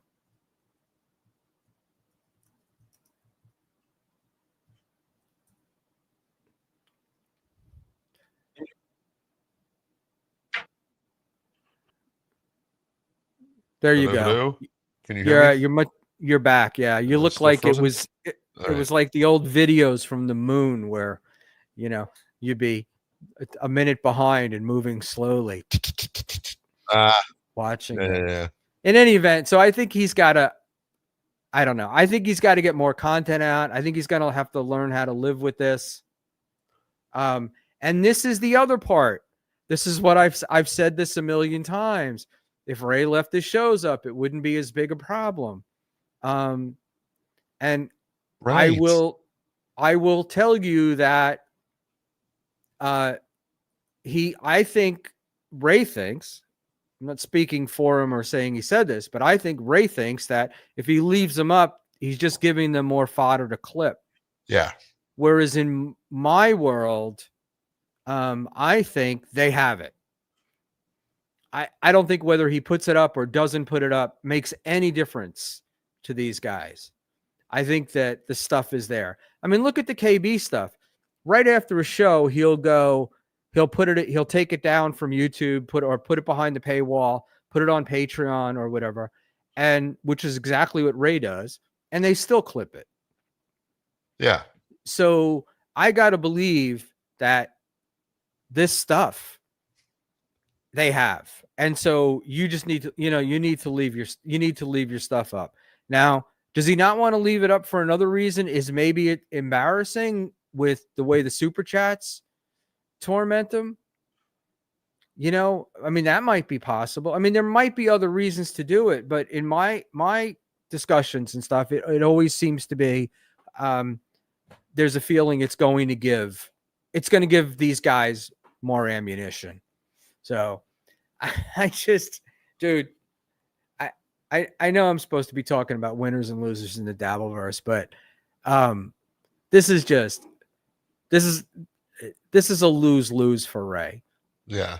You know, because it gets attention. It doesn't get, his stuff isn't there to counteract it. So you watch a Ray DeVito Red Flags if you're an average YouTuber, and then you say, oh, I want to see more of this Ray DeVito guy, right? Who is this Ray DeVito? And then you go to look at content and there's no content up. So the other than what the Clippers put up and Franklin Sheckler, which is just confirming what you saw already, right? Right. So you're not seeing the side of him that he wants you to see. Yeah. So that's, Aussie guy has an absolutely good point. He needs to leave his videos up. Obviously, we've proven why. Yeah, and this is, and you know, I've been told this. This is one of the things that somebody said to me about somebody else, which is the reason why their shit comes up this way with all of the stuff trashing them is because they don't put any of their own content out. And even though they do leave, they started leaving their own shows up, which helps. But there's this like back catalog of 2 or 3 years where they didn't. So you got to be defined by the Clippers. And right, once you're defined by them, it's hard. It's that old God, the old transportation secretary who came out of court winning and said, yeah, but where do I go to get my reputation back? Right. You know, so it's tough. So it's the Joey C syndrome too. Like all the Clippers made Joey C a character, and now he's trying to get out of that. Yeah, but I looked tonight. I will tell you, I looked tonight, and look, I don't know how accurate these numbers are, but on YouTube, Joey's videos have 420,000 views. That's a lot of views. Right? So yeah, but those views could be just someone clicking on it for a second and then clicking. But still, it's a lot more than you or I have, you know? Yeah. And hold on. I wanted to see, it's terrible because I just put in like @Ray DeVito to get his channel, and it still shows all that other shit. Well, if he takes his videos down, then that's the only thing it's going to show. Right. So, but I was trying to find his channel because I wanted to see. Ray's been doing this for a long time, and I don't want to. This isn't me. I'm in a bad position here. Okay, Ray is a friend. Right. I don't want to disclose a lot of stuff, but at the same time, I want to open his eyes a little bit.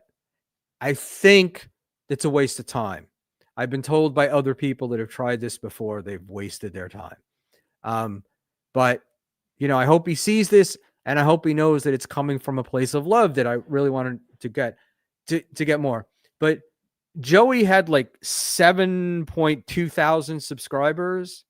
Yeah. And Ray's got 2.97 thousand. Ray's got 2,900 to Joey C 7,200. That's a lot. I mean, that's a big difference. Ray's Patreon has 110 members. I don't know if I can pull it up. And I hate to, and the thing is, you should not be in a career for 25 years and be compared to Joey Catalano. Right. You know, like that's for sure. It's awful. I mean that we're doing it. I can't. Oh, Joey C. Hold on a second. I don't know if I can find. Oh, there's Joey C. God knows why, but this is in Spanish, which would be a totally Joey C thing. But in any event, I mean, it's sad, right? I'm comparing you to Joey, and Joey's got bigger numbers. Like, what's going on? So Right. Ray has apparently got somebody. I know that Dave Sarah offered him this earlier in the year, and he didn't take advantage of it. But he's got somebody who's going to do clips for him and help him produce and that stuff. So let's hope that works. I don't know how you get over this. I don't know what I would do if it were me that it were happening to. But I think I would be doing more. I think I'd be addressing it at the very least, you know, and coming back out. But I don't think you can ignore it. And I also think with the Dabbleverse, you're either in it or you're out of it, right? Like and you can't do both, right? Like if you're going on MLC, then you're in the Dabbleverse and you're subject to abuse. It just is. It is what it is, you know? So you cannot do that and then move on. But I don't know. I think decisions need to be made. And whatever. I feel bad for him. And lastly, I'm going to wrap this up in a couple of minutes, but you know, I was looking at the winners and the losers. What did you think of Levy's leaving the Schmuel network? I mean, it's not a work. Let's just say, right? I thought it was. Let's agree it's not a work.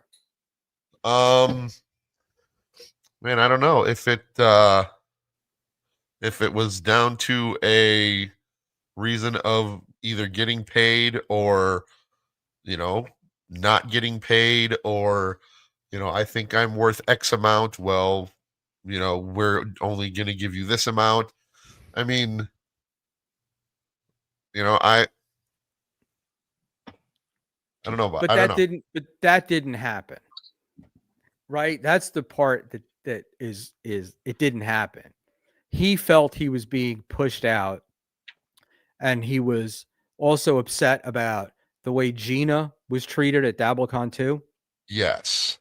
And that's right.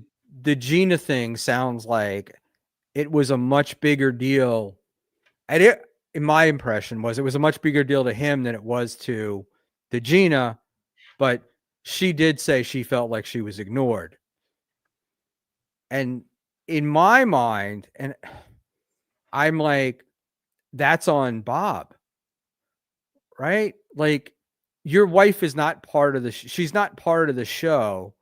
She's not, you know, Missy B was on stage, but Missy B has been on WATP for a long time. Right. She's been parts of these shows. And I think they might have asked at the last minute for Gina to be on stage. I'm not really sure, but don't you take care of that stuff? It's your wife, right? Like, wouldn't you want to know what your wife's accommodations were before she went there? Yeah, before showtime. Yeah. And so, you know, I don't know. And but I think of these things with Bob and his other leaving shows and stuff like that. I think he makes rash decisions, but I also think he's got things going on in his head that aren't necessarily happening in reality. You know? And you know, Kevin tries to make a big deal out of everything, but where, you know, Schmuel says to Bob, I don't think you're participating enough, or you need to pump up the other people on the show. I don't think there's anything wrong with that. I think that's what you do. I mean, it's a show, right? It's for people. Now, you know, maybe you're the star or one of the stars of the show, but you need all four of you. Everybody needs to do well, because if you got one person that's dying, you're going to drag down the whole show. Kind of like what I do here. No, So I know, and people, nobody likes to talk bad about Levy, but I'm at the point where I don't care, but I don't understand. It doesn't his streams don't seem to do well. Now it's possible that since he's not splitting super chats and he's all on his own and he's got help now. I guess OJ is helping him and other people. Yeah, I mean, I know OJ goes on a show. Right. So, maybe he's making more in super chats than he would otherwise. But I thought it was a bad decision. And I also thought I had very long text conversations with Schmuel when this happened.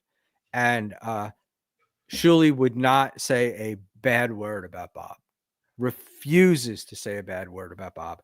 He has been, if anything, building Bob up. And that's what I find. That's why I was finding it interesting that Levy was trying to shit on Schmuel and I got this bomb to drop and other stuff.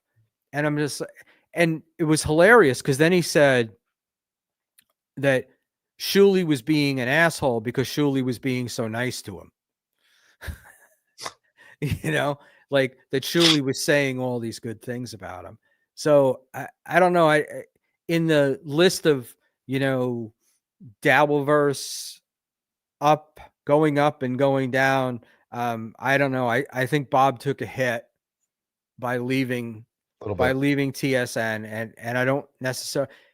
And he's not a young man, and he's got a lot of ideas, right? Like Bob is always a guy that's filled with ideas, and I'm going to do this and I'm going to do that. Most of them don't come to fruition. So I don't know. That's my opinion. Is he's on the downside. If I had to do a sheet of pluses and minuses, he'd be in my minus column. Right. So that's it. I didn't bring you on here to shit on anybody. I don't want to get you in trouble. Oh. My least favorite member of the Dabbleverse is Stevie Lou. I wrote Yeah, that I agree. Oh my I agree. God, I wanted a super chatter, but I'm not a big super chatter, but I definitely don't want to super chat Brennan. And I really wanted to say that like Stevie Lou is super chat death. Yeah. It's like he continually interrupts, and like you can see that KB's making a joke, and Stevie Lou will be like, "Well, let me fact check that for you." And yeah, right.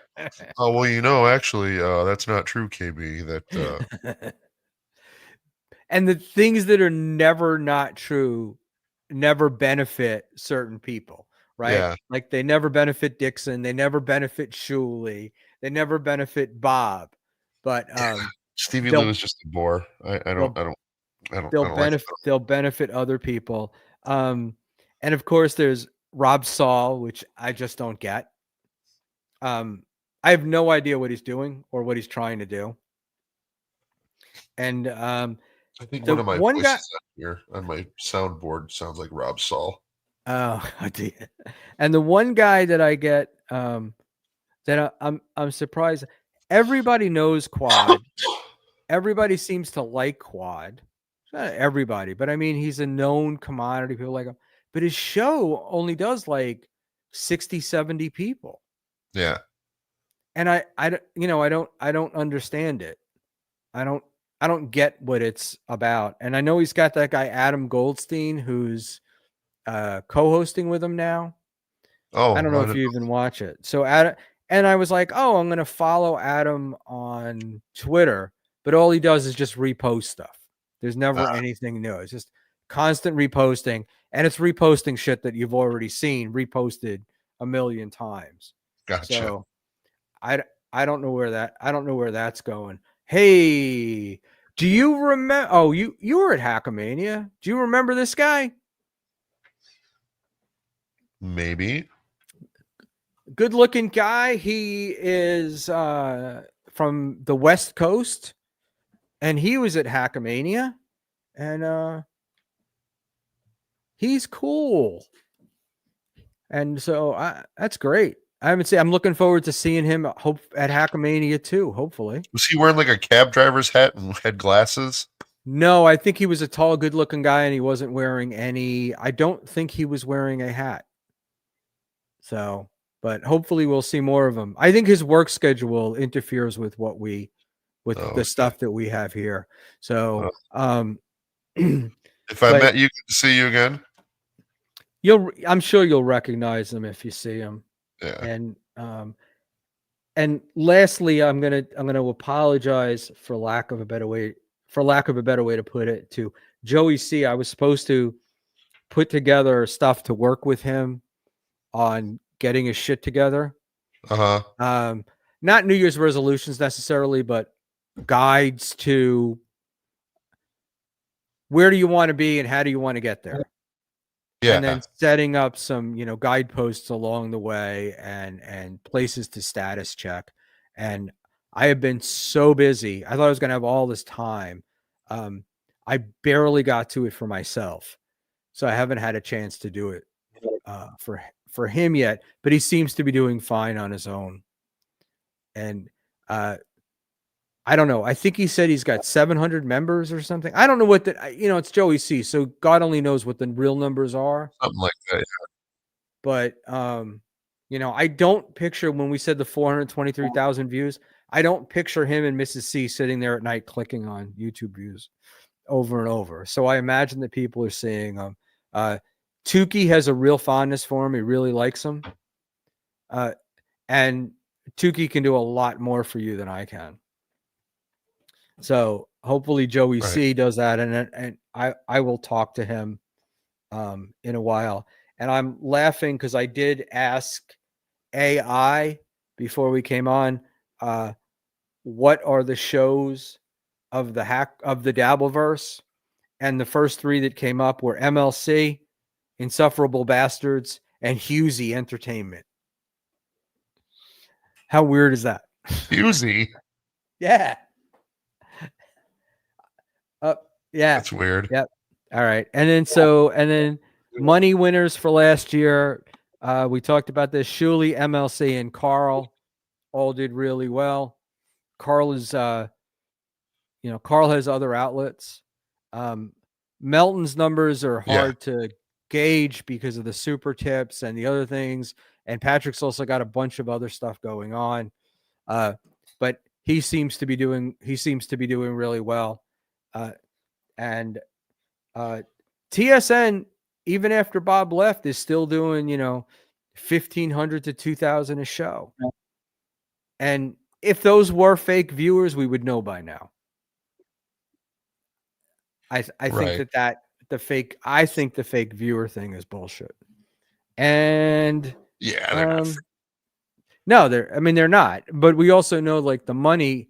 I had a laugh at SJ was looking at like Playboard or something. And look who's in the chat. And he was going on. It was hilarious because he was going on about this guy makes money and that guy makes money. And of course, the second or third person in this was TSN. And he's relying on all these other numbers, but when he gets to TSN, but we know those are all fake. So yeah. All right. So all the numbers on there are real, except the ones that you think except for the ones he doesn't like, which is Cope. So, I think I have taken up enough of your time. You have anybody you would? All right. So if you had just entered the Dabbleverse, who would you watch? The same people that you said before, or anybody different? No, because had I just entered the Dabbleverse, I wouldn't probably know about Tukey or OJ or Cardiff. I mean, it would probably be one of the bigger names, like Shuli or KB. Yeah, I think that I think Cardiff's not Cardiff. I think Tukey's a lot bigger than you think. I mean, he's really at any of those events, he's really the star of the show, right? Yeah.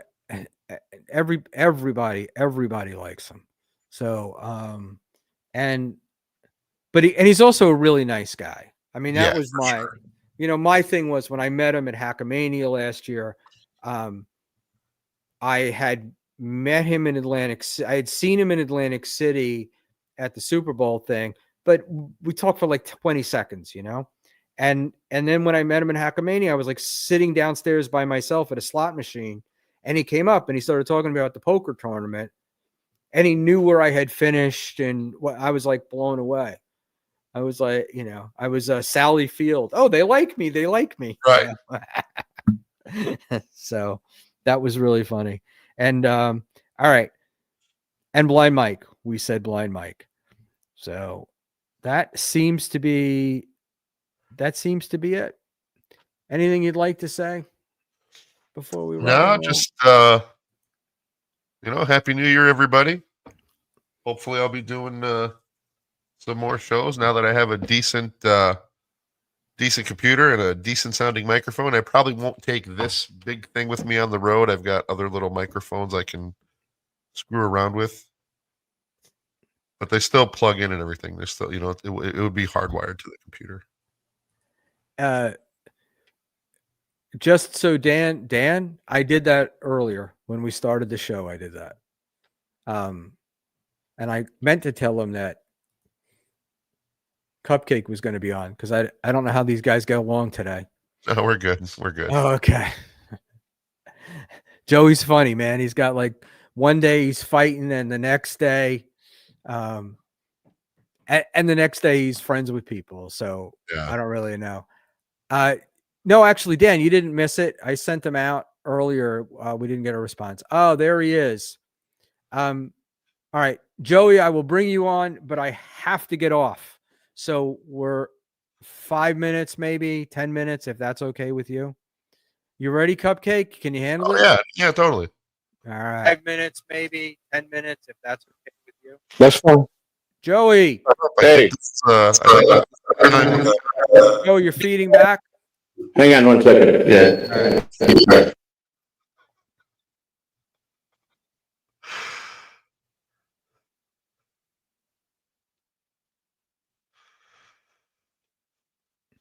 So Dan, there you go. We have the infamous Joey C. And I feel honored because I heard Joey C today say that the only other show that he was going to do was Levy, because he'd agreed to do Levy, and then there was somebody else. I know he's got sound problems. So I don't know. I'm sorry, dude. I just plugged this in to the USB, and I just selected the microphone that it was. I sound okay, right? There's no choppiness. No, you sound great. But what the thing was is he was whatever. He was listening to us. I know exactly what he did. He was listening to us, right? Or watching, I should say watching us. He was watching us on YouTube, and then he clicked the link on StreamYard and he left YouTube open.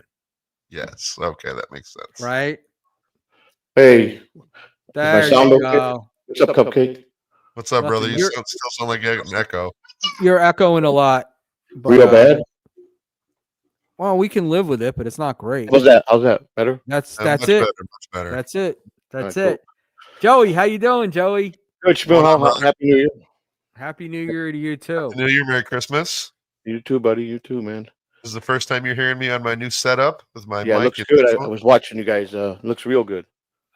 Joey and I said, I realized when I sent you the link earlier, I didn't tell you Cupcake was going to be on, and I think I should have, but he's being Cupcake. Cupcake's the best, man. I mean, okay. Okay. My homeboy. Oh, okay. Yeah, we're tight. We're two Chicago guys. We understand each other. I know you did. I know that he went to your place, and I heard a couple times he's been here. Yeah. Did you say that OJ and Deadfool are coming to visit? Yeah, they'll be here on the I believe the 18th, I think, or the 16th or something. Shit. Wow. Yeah. Wow. Then we're going down to see Chad. Oh, okay. Shit. Oh, are you good? Is that the Cape Coral thing? Yes. Oh man, you gotta stop by someplace else, even just to sing Christmas carols in January. Yeah. You know. Yeah. What's happening with you guys? I'm probably getting back on the road tomorrow. Hopefully, I get a load out to Miami during that time. I'd love to join you guys. It'd be badass. Well, yeah, that'd be great, man. Because I know they're coming through here, and then I think the Chad Zumach thing is 16th, 17th, or 17th and 18th, I believe. Yeah, that yeah, I think those Yeah. dates sound correct. Yeah, I've never seen Chad at all in stand up, so it'll be interesting. Plus, I'll be getting to see OJ and Dead Fool, so be nice. Yeah, I haven't seen either one of those guys since DabbleCon 2. Yeah, it's the last time I saw them too. Yep. What's the name of the club? Do you know the name of the club in Cape Coral? I don't. I really don't. I'm going to put in Cape Coral Comedy Club, but I'm Yeah. imagining that it's not going I know it's not far from John's house. Yeah, Chad has mentioned it a couple times. God, I can't remember. Yeah. What is it? I put in Cape Coral Comedy Club, and this tells you where I am. I've got the Greenwich Village Comedy Club came up, the Comedy Shop on Bleecker Street, and the Comedy Cellar. I think he's advertised it on his channel. Google doesn't know where the hell I am. I'm going to do Check- Cape Coral. I will. Chad's channel. Yeah, I think that's let where me he might be up there. Yeah, I've seen Chad perform, and once is enough for me. Oh, really? Yeah, it says there's Snappers Laugh Comedy Cafe, and there's what the hell's the name is Ubi's Comedy Club. Yeah, I don't even know what's down there. All right, I could probably try to find that. So, all right, as a bunch of old men, what's your health story there, Joe? I New Year's resolution on the 1st, I started eating very healthy. I'm calculating all my stuff, every meal I put into this Fat Secret program that's online, and calculates my calories. And I got to get 2,200 calories a day. And I stop eating at 8 o'clock, and then I'm 10 hours I don't eat. I get at least 6 to 7 hours sleep now. Thank God. I was never getting that for a whole year. I was getting like 3-4 hours a day. So a lot of medication. We might find out the cause why I got all the problems with the weight, and of course the problem that they're thinking it is makes sense of why it's going to my heart. I have a leaky gut. I've had problems with my gut for a long time, and I don't know if you know what leaky gut is. It's I do. Your stomach inside it's very thin. It's like a firewall that protects bacteria from going in your bloodstream, and those got holes in it. So for I don't know how many years. Ulcer? No, not ulcer. It's just leaky gut. It's just where you gain weight, eating bad foods, just abusing yourself that way, and it causes little holes to let stuff get through that. You need certain foods and nourishments that your body needs, your blood needs. So I got to repair that. So I'm going to be doing this program for that. So once that gets strong, I'll start losing weight, and I'm eating healthier, and I'm walking a couple hours a day. I haven't been streaming. A lot of people want to know if I was coming back. I talked to Schmuel today about 45 minutes, and we had a long talk, and he gave me some great advice. He says sometimes less is more. So maybe not do a show every day. And so I decided to do 2 morning shows a week, Wednesdays and Fridays, and then 2 evening shows, Wednesdays and Fridays, and 1 member show on Sunday, and that's it. And the rest is going to be dedicated to my health and my family. Right, let me ask you a question. So when you were in the hospital the last time, and Christina was reading the medical report, that was what they were into your patient portal. That every time a doctor came in and they would see you. Well, yeah, but you had, I don't know, my light is acting weird, but they said that you had a weak heart muscle, right? Stolic heart failure. Right. Not congestional heart failure, stolic, which is stemmed from the high blood pressure, and that it could be all repaired through medicines and changing my diet. But all the weight that I gained, I don't have no fat here, none of my legs. All it's here is very high, all here, my midsection, which I've been complaining about. I've had a lot of stomach problems. I had a couple surgeries, a couple years back. So I talked to my doctor, and I said, I was listening to this Dr. Grundy on TV. He's a heart specialist for many years, and he was talking about leaky gut, and he, all the years of research, and every symptom he said, I had that symptom. So I called my doctor. He says, you know what? You're probably right. So I'm going in to get all the tests, but I'm pretty sure that's what it is. Really? I'm surprised because leaky gut is one of those like. Look it up. You'll see. I What know, it I causes. know, I know what it is, but it's sort of it's not a generally accepted diagnosis in the medical community. Correct. That's why no one. That's why no doctor has ever listened to me when I said, I got. Why am I so big here? Why am I so big here? Why am I not fat all over? It's all here and it's high. My mother used to tell me because when I was a little boy, I always had stomach problems. So, and then when I start swelling up, I'm swollen, and I hold a lot of probably about 30 pounds of water weight, and they put me on a really strong water pill down. I mean, as soon as I take it, I probably the first hour I go to the restroom about 12, 13 times, and Yeah, but seriously, Joey, I mean, look, leaky gut may be a thing, and you may got it, but the heart failure is from a weak muscle, right? correct. It's But if you it's look a at it's a weak muscle, so right, it's because of like all the fat that's building you on might all want the to fat that's spend building around it. yeah right. Well, that's where you get. I'm obviously not, I'm not a doctor, I'm not a lawyer, but some of the things I'm aware of.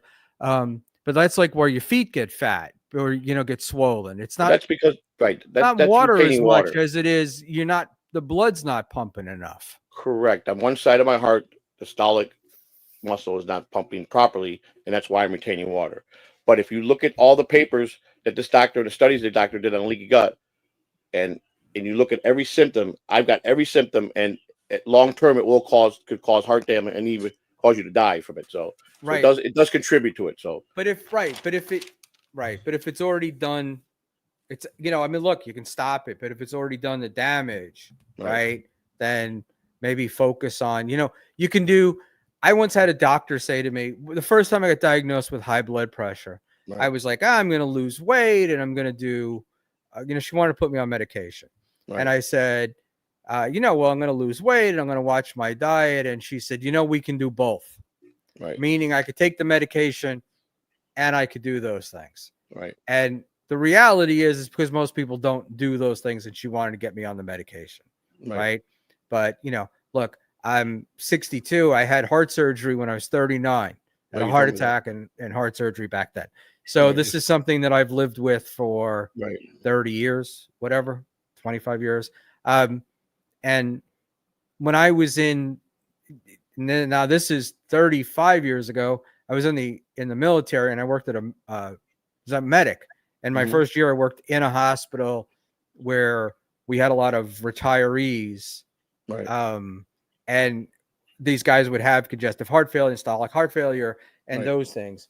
And, look, losing weight is probably the best thing that you can do right away. It's what I have to do. It's the key to everything.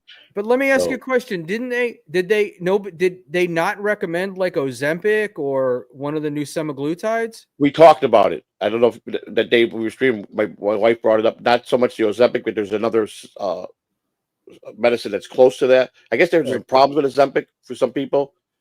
There was kind of like some problems. Well, there's Trizipita. There's the Ozempic is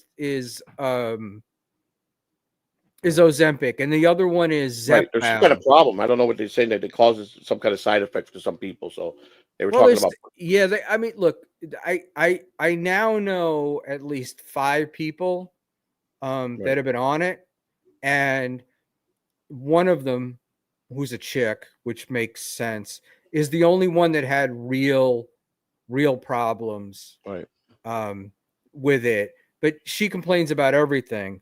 But I mean, they all have side effects in the beginning. Well, you know what it is I guess what happens is as you get used to it, they you can get nausea, you can get constipated, you can get there's a lot of that stuff. You can feel like shit.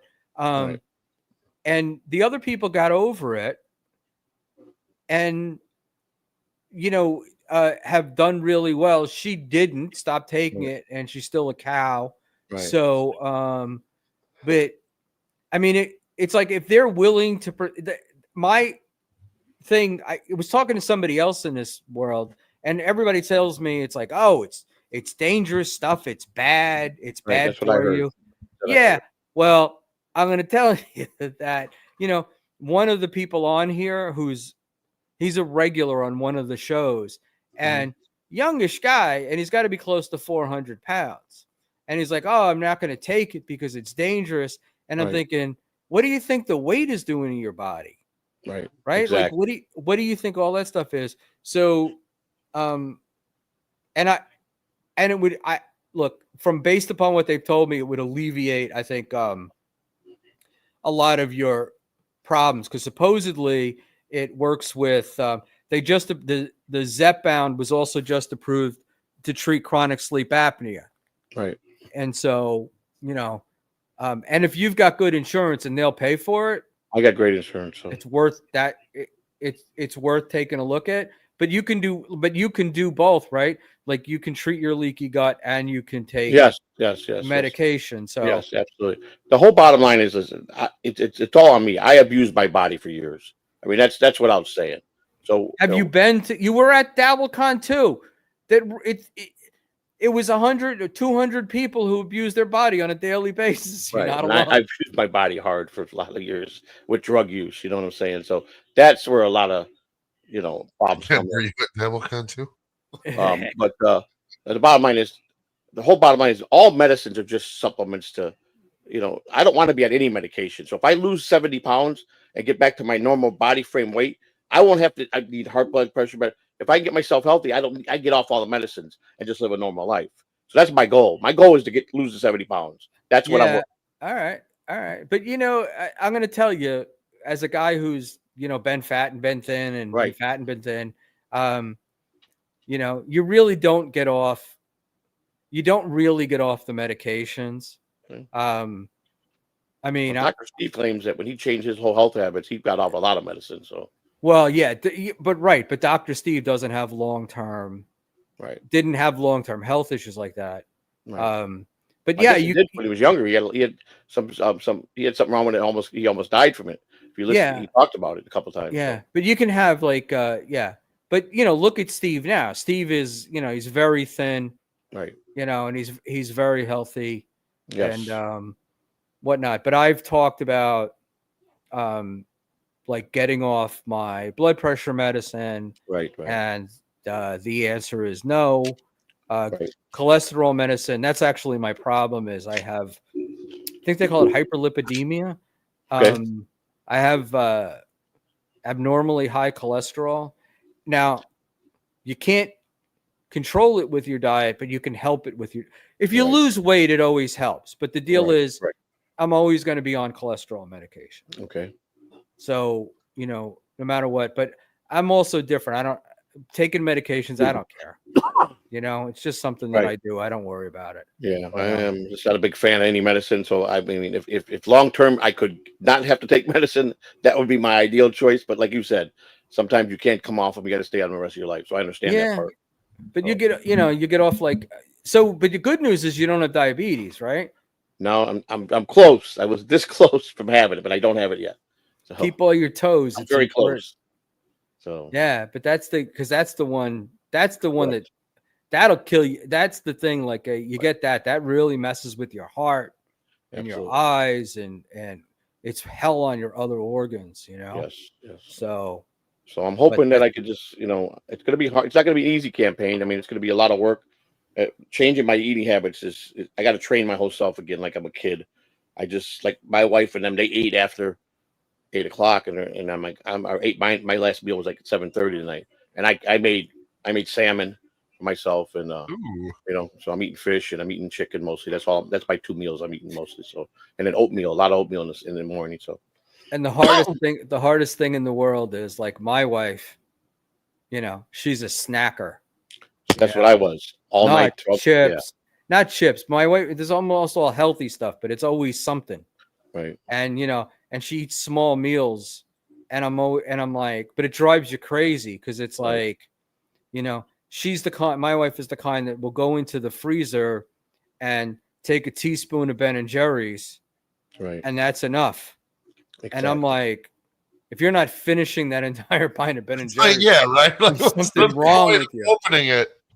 Well, see, that's where my problems came in. I mean, I did this before in 2019. My brother, when I got up to like 235, and my brother, who's a health nut, told me this program. He said, listen, All you got to do is I'm going to put you on 2,200 calories. You got to walk every day.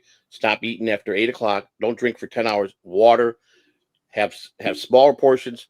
Have a good breakfast. Have a small lunch, a nice dinner, and a couple snacks in between. But don't have nothing after 8 o'clock. It worked. I lost almost 40 pounds in 4 months with his program. Then I went to prison, and I kept the weight off in there. And I came home. I was 192 when I came home, June 23rd, 2022. So from How then, tall are you? 5'8". And if you don't mind my asking, how much do you weigh now? 251. That's heavy. Yeah, that is big. Yes, very heavy. Yes. Yeah. So if you take, God, if I have my numbers correct, if you take the 251 and you multiply it by 12, that will give you the amount. That'll give you the amount of calories you need a day just to sustain that weight. Right. So anything you can do under that helps. So that's it. They're making fun of you for your height in the chat, and I will tell you that I have met. I'm not even looking at the chat. I have New met Year's Joey resolution. C, and Joey C is 5'8". I I will am tell 5'8". Joey C is no 5'7.5" and really 5'4". I am 5'8". People thought when they met me, they go, "Wow, you're taller than you are tall. You are what you say you are." So yeah, he's legit. Yeah, I would say save it for Joey's chat, guys. Come on, please. He's a little. I'm legit 5'8". I am. He's legit. He's a legit 5'8". He's no, yes. Because there, people met you at DabbleCon and they were like, excited to see you. It was the first time they get to see you. And the same thing, that Stuttering John experienced last year. But the comment about Joey when they saw him was more about his velour tracksuit. Whereas with Stuttering John, it was like, oh my God, I can't believe how small he is. Yeah, he is small. I couldn't believe it either. Right? Is he really like 5'6" or something? I'm sure he's 5'5", dude. He's I give him 5'6", and if he said he was 5'6", I would be fine with that. But I do think he's a little shorter than that. And Schmuel's a little guy too. Oh yeah, Schmuel came up to like here on me. I think Schmuel was like here on me. So. Schmuel's small, but the thing, I saw it when I saw Schmuel at Pottstown, he was heavier. Yeah. And he looked at DC2, he looked a lot better. Yes. Well, he's making all that good money now. Come on. Money can make you be healthier, It can, but come on. There's a lot of fat people with money. That's true. I'm not saying that, but I mean, I think he's pretty active. I got to imagine in his life with all the work he does at the shows. Well, with the kid, and he's got two teenage kids. That'll keep you active. Absolutely, 100%. Yeah, It my wife's should. trying to talk me to pick up my 5-month-old grandson we just had last month. I'm like, they're too young at that age. I'm like, we got to go get him. I said, okay, we'll talk about it. My bride and I had my nephew over. My nephew has 3 kids, 2 girls. One is like 17 and the other one I think is 19, whatever. And they have a 6-month-old baby. Oh, wow. Yeah. And that's my wife and I got to watch the baby Saturday all day while they went from the Jersey Shore into Manhattan. And I'm done. I know. It's a little rough that yet young, so I understand. I never liked kids in the first place, and I don't want them. And I was like, my wife loved it, but I was like, man, I could not. This is I can not. barely stand my own 2 boys, so How old are your boys? They're adults, right? Close to adults. Yeah, my boys are in their 20s. Yeah, that's what I thought. So that's okay. That's the best age they are when they're in their 20s and you're the dad in their 40s. No, they're grown now. Yeah, they're grown men now, so they're good. Yeah. They're good. Yeah, same with my sons. They're all grown men. They're all in their 30s. My sons. So yeah, it's cool hanging out with them because it's like they're your kids, but they're old enough to just hang. You know what I'm saying? Yeah. So, you met Dominic. I mean, Dominic. Dominic's 5'4" now. He's 5'4". He's small. My son Dominic. Well, that's why I was glad I had kids when I was younger. I had my first one at 17. My oldest daughter's 41. No, I had my first boy. I was 23. Been married a year already. I had 3 kids by the time I was 23. Yeah. And I was. We'd been married a year, and then Brendan was born. That's awesome, man. I mean, I love him, man. So I heard you guys earlier talking about numbers. So I know that was one of the questions you wanted to ask me. So I mean, I'll show you my numbers. Everything I tell you is legit, so I can show you. No, we got to see. I looked them up on.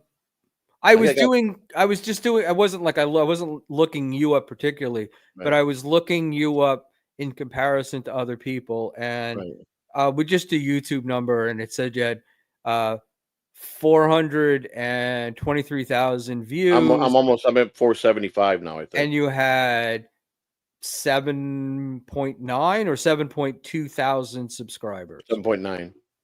Right. And hey guys, I hate to do this to you, but I'm gonna check out. Go, man. I gotta go myself soon. If you come through, stop by, talking man. to you. Thanks for having me on, Schmuel.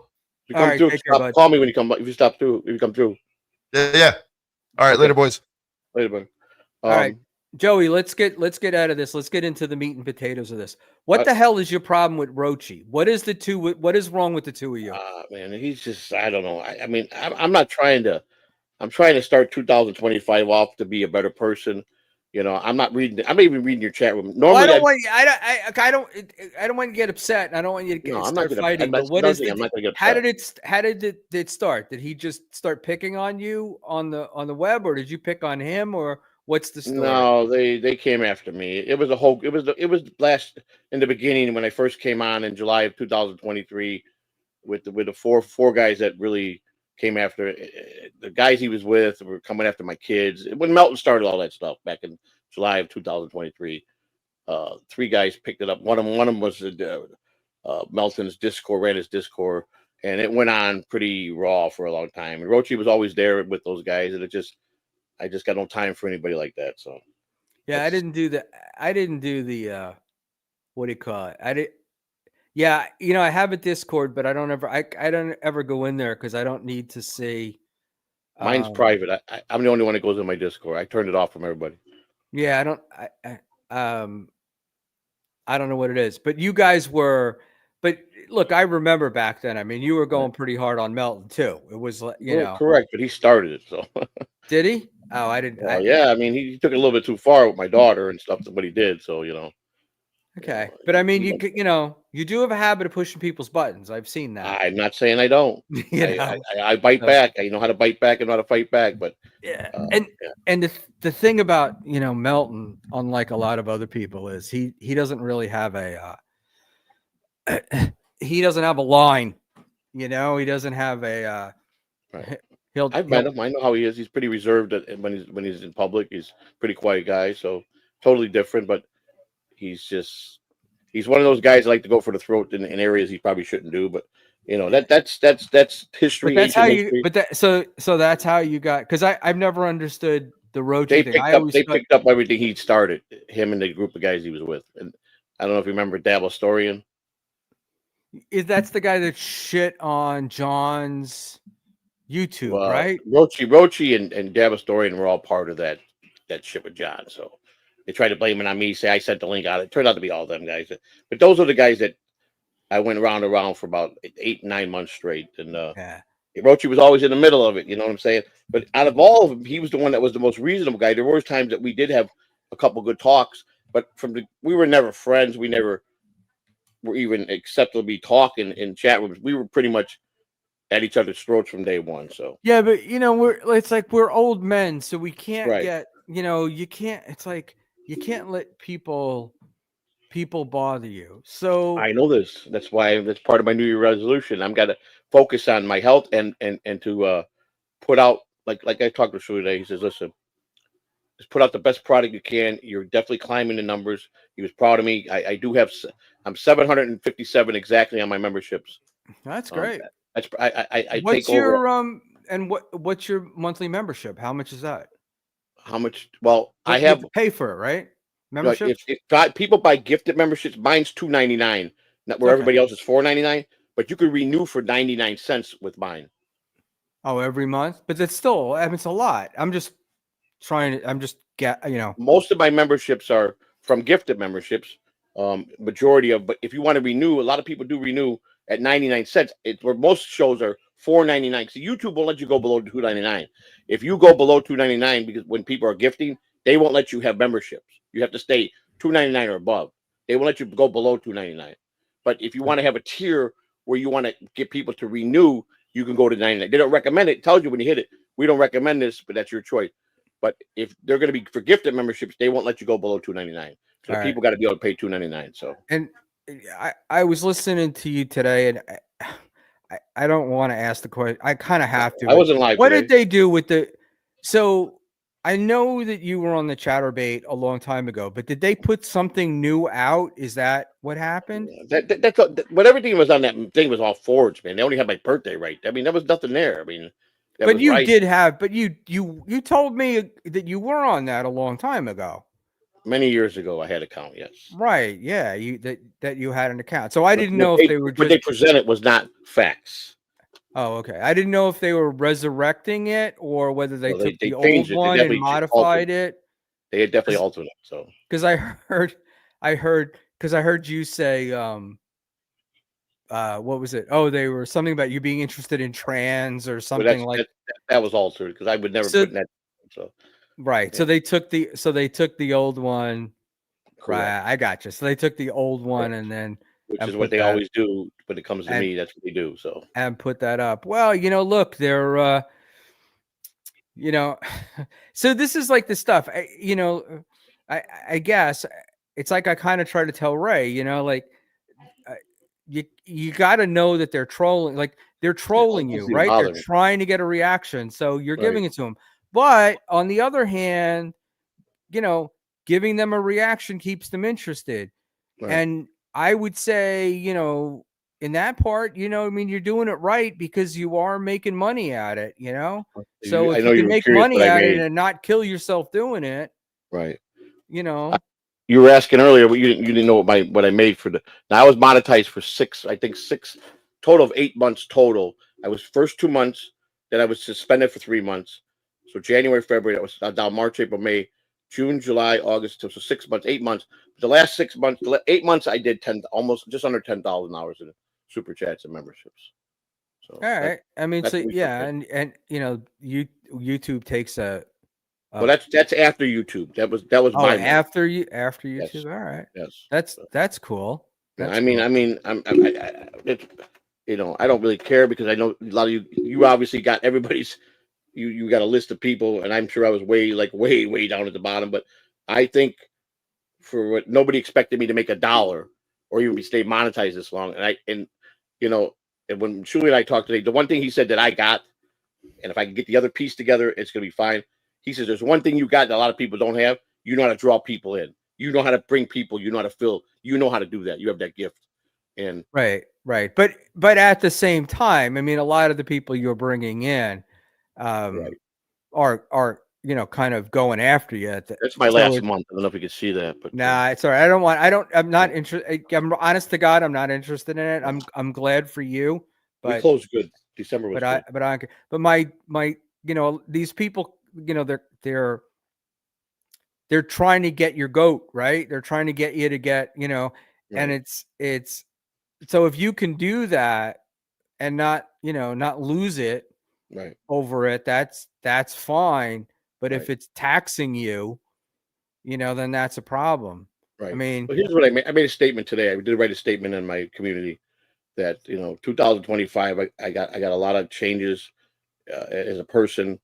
The one thing that I apologize to everybody as far as fans and as far as chatters, as far as people that just come in and talk, that I made a lot of mistakes in 2024 with them. And the bottom line is, without them, no show could be successful. That only an idiot would think that. And I stirred up a lot of drama, but that's me, my personality, because a lot of that drama is just to make content. But there's a lot of people I did attack that, or just say they said maybe something that wasn't even worth me getting mad over, that I did get mad. So I made a lot of mistakes. I got every mistake that I made. I processed it, and my whole goal is I want to be better for the chatters. I want right. the But chatters you to do, feel but that. Joey, look, I mean, you do some of the stuff you do make stuff up sometimes to generate, But not about my life. Anything stories that I tell about my life are not made up. So, well, no, but I mean, we can go, look, you and I got it, but we go back to like, and I don't want to do this, but I'm just going to use yeah. the one thing, like you go back to the hurricane thing. Right. And Right. so what happens is, you do stuff like that, and then that's the reputation you develop, and then like nobody trusts you, nobody believes. So then it becomes hard. Like, well, Joey's telling me the story about his life. Why is that true, and why is this other thing bullshit? And like, I agree 110%. Listen, the bottom line is, when they look at me, I'm a convicted liar by federal government. You understand? So right there, when people see that, they don't believe anything that comes out of my mouth, right? Because I'm legally convicted as a liar. You understand? So that there's already fights against me with everybody. Yeah, you understand?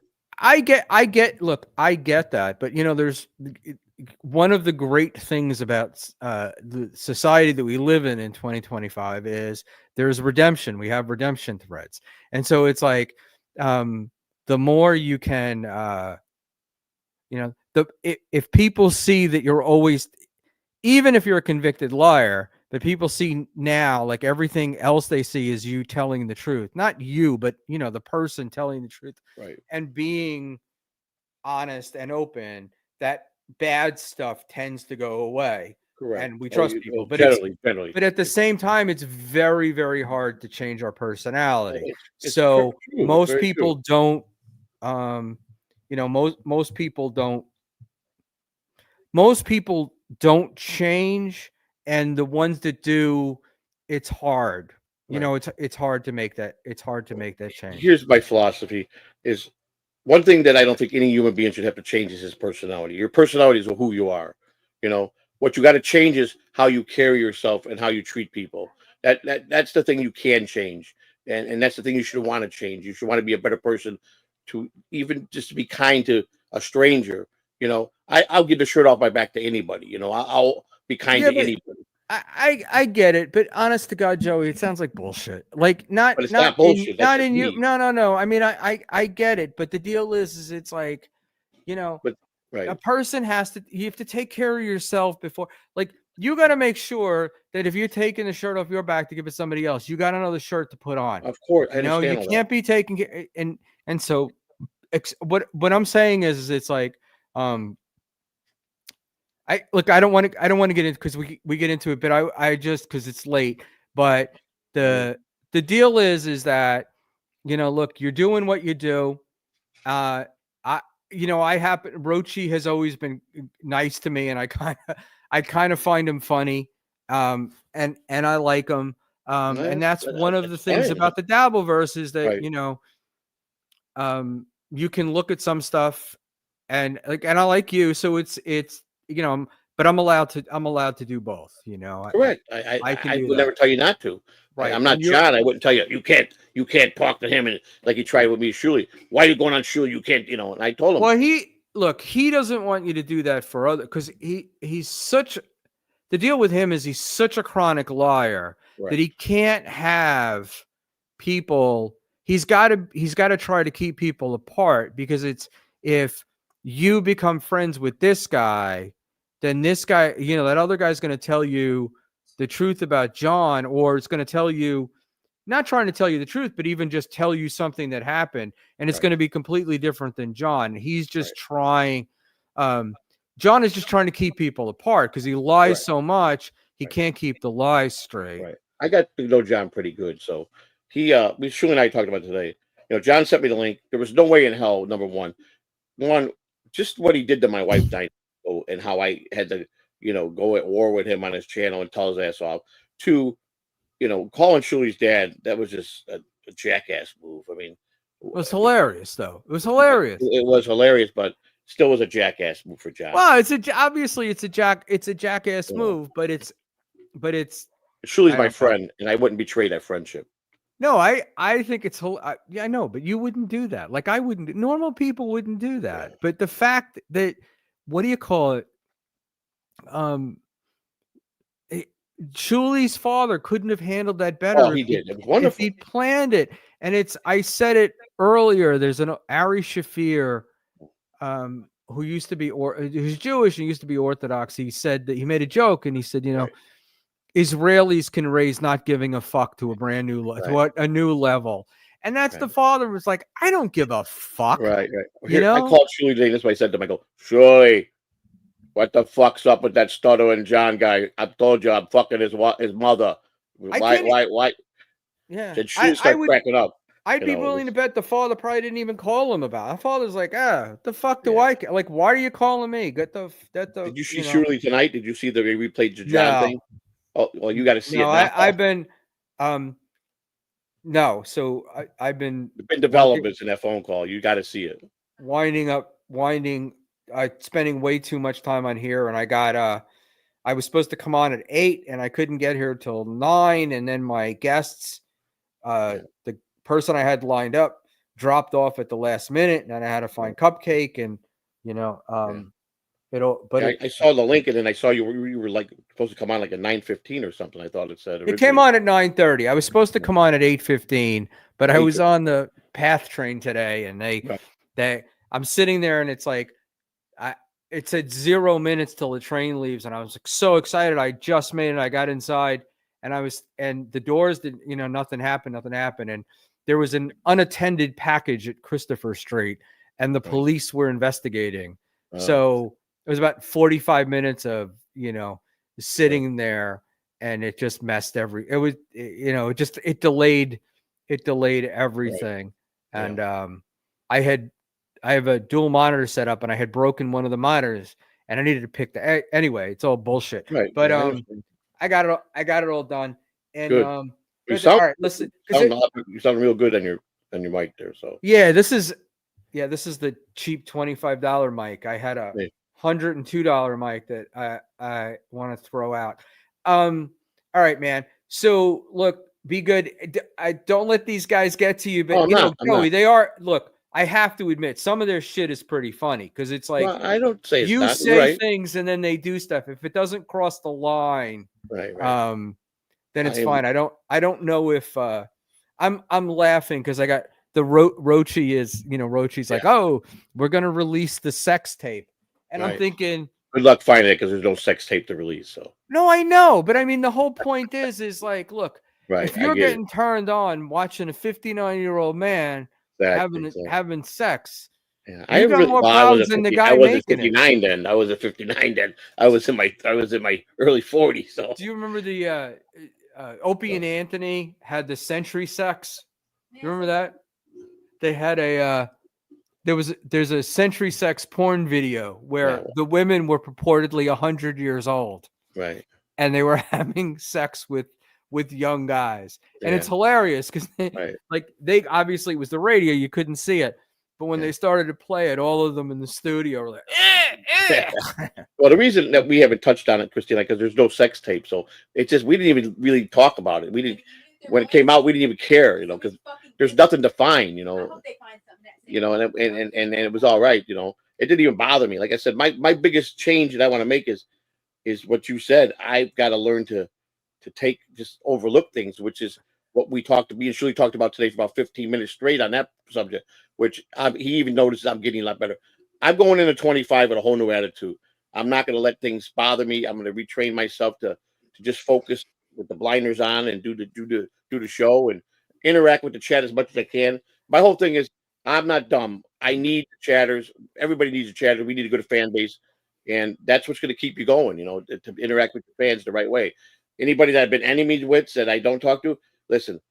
You don't have to be best friends with everybody. That's impossible. That's almost impossible. So do you think Lou is going to remain your co-host, or are you going to mix it up? What are you going to do? No.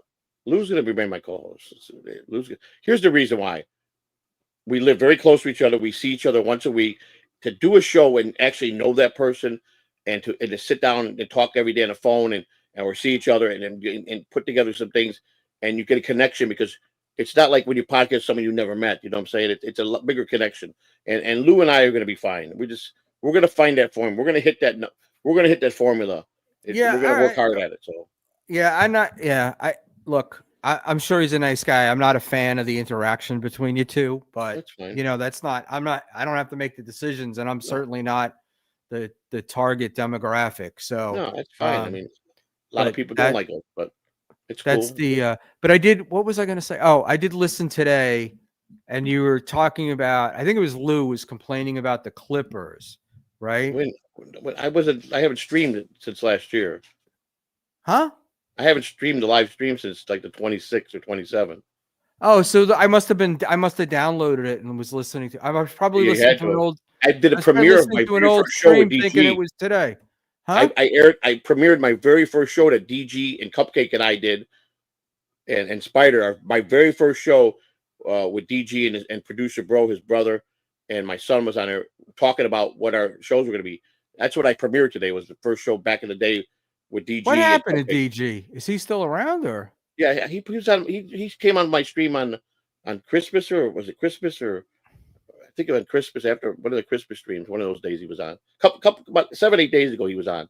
Came on. Yeah, at one the of end. my favorite videos is the bartender chick jumping on his car. Yeah. That's the whole. And I just, yeah, and I also love that, so people saw him, and I just remember that Tukey was losing his mind because Yeah. Tukey used to talk about how good looking he was and everything else, and then boy, that was deceptive, the face and the body. And I'm that guy, like, I get, the more weight I put on, my face just gets fatter and fatter and fatter. I got a special relationship with Rocco. I mean, I know he really cares generally as a person for me, and he does give he's me the guy that, look, I said that to Cupcake, right? Rocco really likes you. Rocco would help you. And even the other night on Melton, like, Tukey Melton didn't understand it, and Rocco was like, no, there's something about him. Yeah. And I'll get there. So that's the dedication. Joey, you don't have to get all right, buddy. You don't have to get anywhere, right? Like, you are where you are, and that's like the thing is, and that's why I get, like, with the New Year's resolutions and stuff, it's like there should be roadmaps of, like, where you're gonna go, and you're never gonna make, you don't not make a plan because it's gonna fail. I mean, the crime, if there is one, is in not trying, right? So you gotta make effort. We could all sit around and do it. Yeah, I just, my thing with you has always been that I wanted to see you more organized and stuff, but I guess you're getting there, and I'm trying. I'm definitely working hard at it. So we'll do it. Oh yeah. Hey, what happened with the car? Are you driving? You got somebody? You had a right? You're using a? I don't remember what it was. Are you still doing the colonel, a general, or whatever? Colonel, yes. And then, all right. So then, and you have that car. Is that your? So you're able to use that, and so as long as that continues, you'll have a car, right? Originally, an anonymous donor who was going to put in, I guess, for the whole thing that Bob and OJ was doing, which I had nothing to do with, which I didn't want to really accept that car because I could do it on my own. Like I worked hard this month. When I get YouTube money, that's a good down payment of the car. But some donor gave me enough to rent the truck for 22 days, and then I just repaid it myself. I rented it for another month, so I'm planning on buying a car at the end of January. So yeah, but listen, those guys getting you a car was a nice gesture. But I mean, no, but I guess what I'm trying to say is it's no different than if people are donating money for you to get a car. It's no different than them super chatting. Correct. Right. It's no different from them making money other ways. So you don't have to feel like, well, I need to do this myself. It's based on how I'm trolled. People would just tore my ass up. And I know but it's gonna happen. But it's gonna happen anyway. And what would you rather be trolled about, right? Would you rather be trolled about this chatterbait stuff or the fucking car GoFundMe? It doesn't matter. That's part of my life. That it really what my private life is. If I don't want them to know, they're not gonna know. So I didn't know. I what do you call it? I didn't really follow much with the car thing. I kind of like. Bob kind of pissed me off with the way he's been handling leaving the Schmuel network. Right. And I also don't find his shows terribly interesting, so I don't really see them too much. And then OJ, who I like, the timing is all off because I'm usually traveling at that time. And if I'm on the subway and stuff, the show goes in and out. So then I'd have to download it. And I usually listen to stuff that I downloaded in the morning. So then I'll listen to that while I'm on the train Right, and right. whatnot. I get So it. Yeah. that's the Absolutely. deal. And then the problem for poor OJ is by the time I listen to OJ, the stuff that OJ's talking about has already been handled by 4 other shows. Right, right, right. So I feel like it's like reading yesterday's newspaper, you know? And Yeah, you're right. so So I that's guess it. John put his Twitter page back up. They announced that today. It was down, and now he put it back up. I saw that his everything's protected. And I'm sure what Dummy did was he didn't know he could protect this stuff, so he probably took it down. He's lucky he got his name back. Yeah. And that because I did that to myself at one point. I accidentally took down a Twitter, and when I went to go get it again, they wouldn't let me have the username. Really? Because it was in their system, yeah. Wow, And I wow. actually, even on YouTube, I fucked up and I had spelled my name wrong. And when I went to go to spell it right, YouTube wouldn't let me get that name because I had created something else. And so now it's like Schmuel _ Buckman instead of the other way. And wait, And I'm not doing any shows no more. But when I saw you send me a link, I told 2 people that I will always do your show, and I will always do. I heard. So what I heard today, I thought it was new. What I heard today was you were only doing. You said you were going to do Bob, and then there was somebody else. You said, maybe it was Shuli. Shuli, I'll do Shuli. Else. But I mean, you sent me a link, and I got no problem with you, so I would come on. Right. Otherwise, I'm not doing the Rays. I'm not doing anybody else. I'm just I got to focus on my stuff. So Ray's currently very mad at me, so I'm not doing his either. Yeah, because of his, I look, that whole thing with Sheckler and stuff is rough on him, and I'm sure it is. People are giving him advice, and I think he's not being well served, but that's my opinion. Wait a second. Did you know Elvis? Somebody's putting in the chat, or is that something I'm missing? Do I know a guy named Elvis? Yeah. It's not the same. So it's not the Elvis Presley. No. Not the Elvis that died taking a shit. No, not that guy. Oh, okay. All right. I'm not going to. So, Rochi, we'll save that for another day.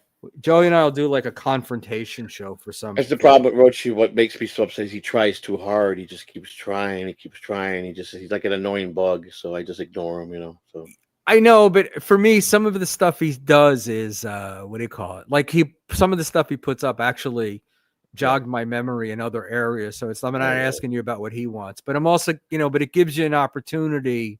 Right. When I heard you explaining I can't trust the chatterbait thing today, you were losing your fucking mind when you were. I never said a word about it. This is the first time I talked about it to anybody.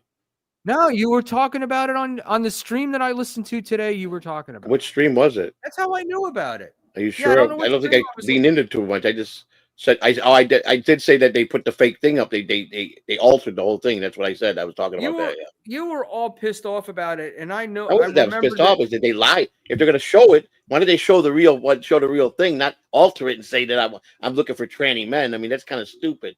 Knowing that I'm all masculine, So I know, but this is what the fuck. This is what they do. They do. I understand, Joey. All right, I got to close with this because I really got to go to bed. But these fucking assholes. Right. I don't want to say that they saved my life, but I will. I get it. I will. No. Let me finish. Right. So here's the story. Every single time I come on, I am inundated with chats about how ugly I am, how all this my face and rosacea, and he looks like a drunk, and he's got meatball eyes. Anyway. They were, I was getting these insults, and I'm laughing because I'm 62, I'm breaking out, right? And I'm like, the fuck, and so I because of these fucking morons, because I kept asking about lotions and potions and shit like that from the wife, and I went to a dermatologist. All right. Well, it turns out that these breakouts are actually precancerous lesions, Are they really? which need to be taken off my face, which is Of going to be course. happening at the end of the month. But Right. I'm laughing because I'm like, well, these fucking assholes saved my Saved life, your life. which is not what they wanted to do. Correct. They helped You you, know, actually. so I get to own them. So, Good for you. thank you for that. And that's the deal. If they're breaking your balls about, your weight or your heart or whatever, if you correct it, you're gonna be around, right? And the longer, look, there's a lot of joy in life at Yes. annoying people. Yeah, I guess so. And I that's guess there is. the happier you get, the calmer you get, the more the more they're gonna lose their mind, and they're gonna just keep. They're good. Right. They're just gonna keep trying.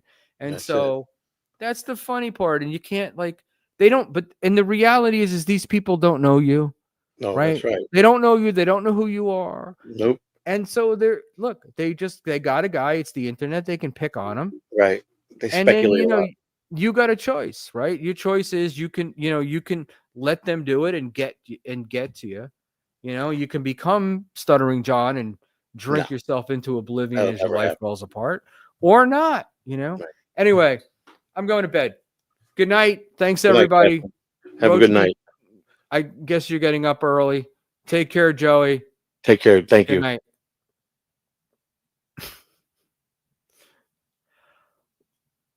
Roach, I can't, there's only so much I can do. I can't be attacking. I'm too tired to get in to go into attack mode. But we got some decent questions answered. All right. And yeah, real jobs in the Dabbleverse for some reason don't seem to go together. Good night. I'm just going to say, because I'm going to say something stupid any minute now and get myself in trouble. Good night, kids.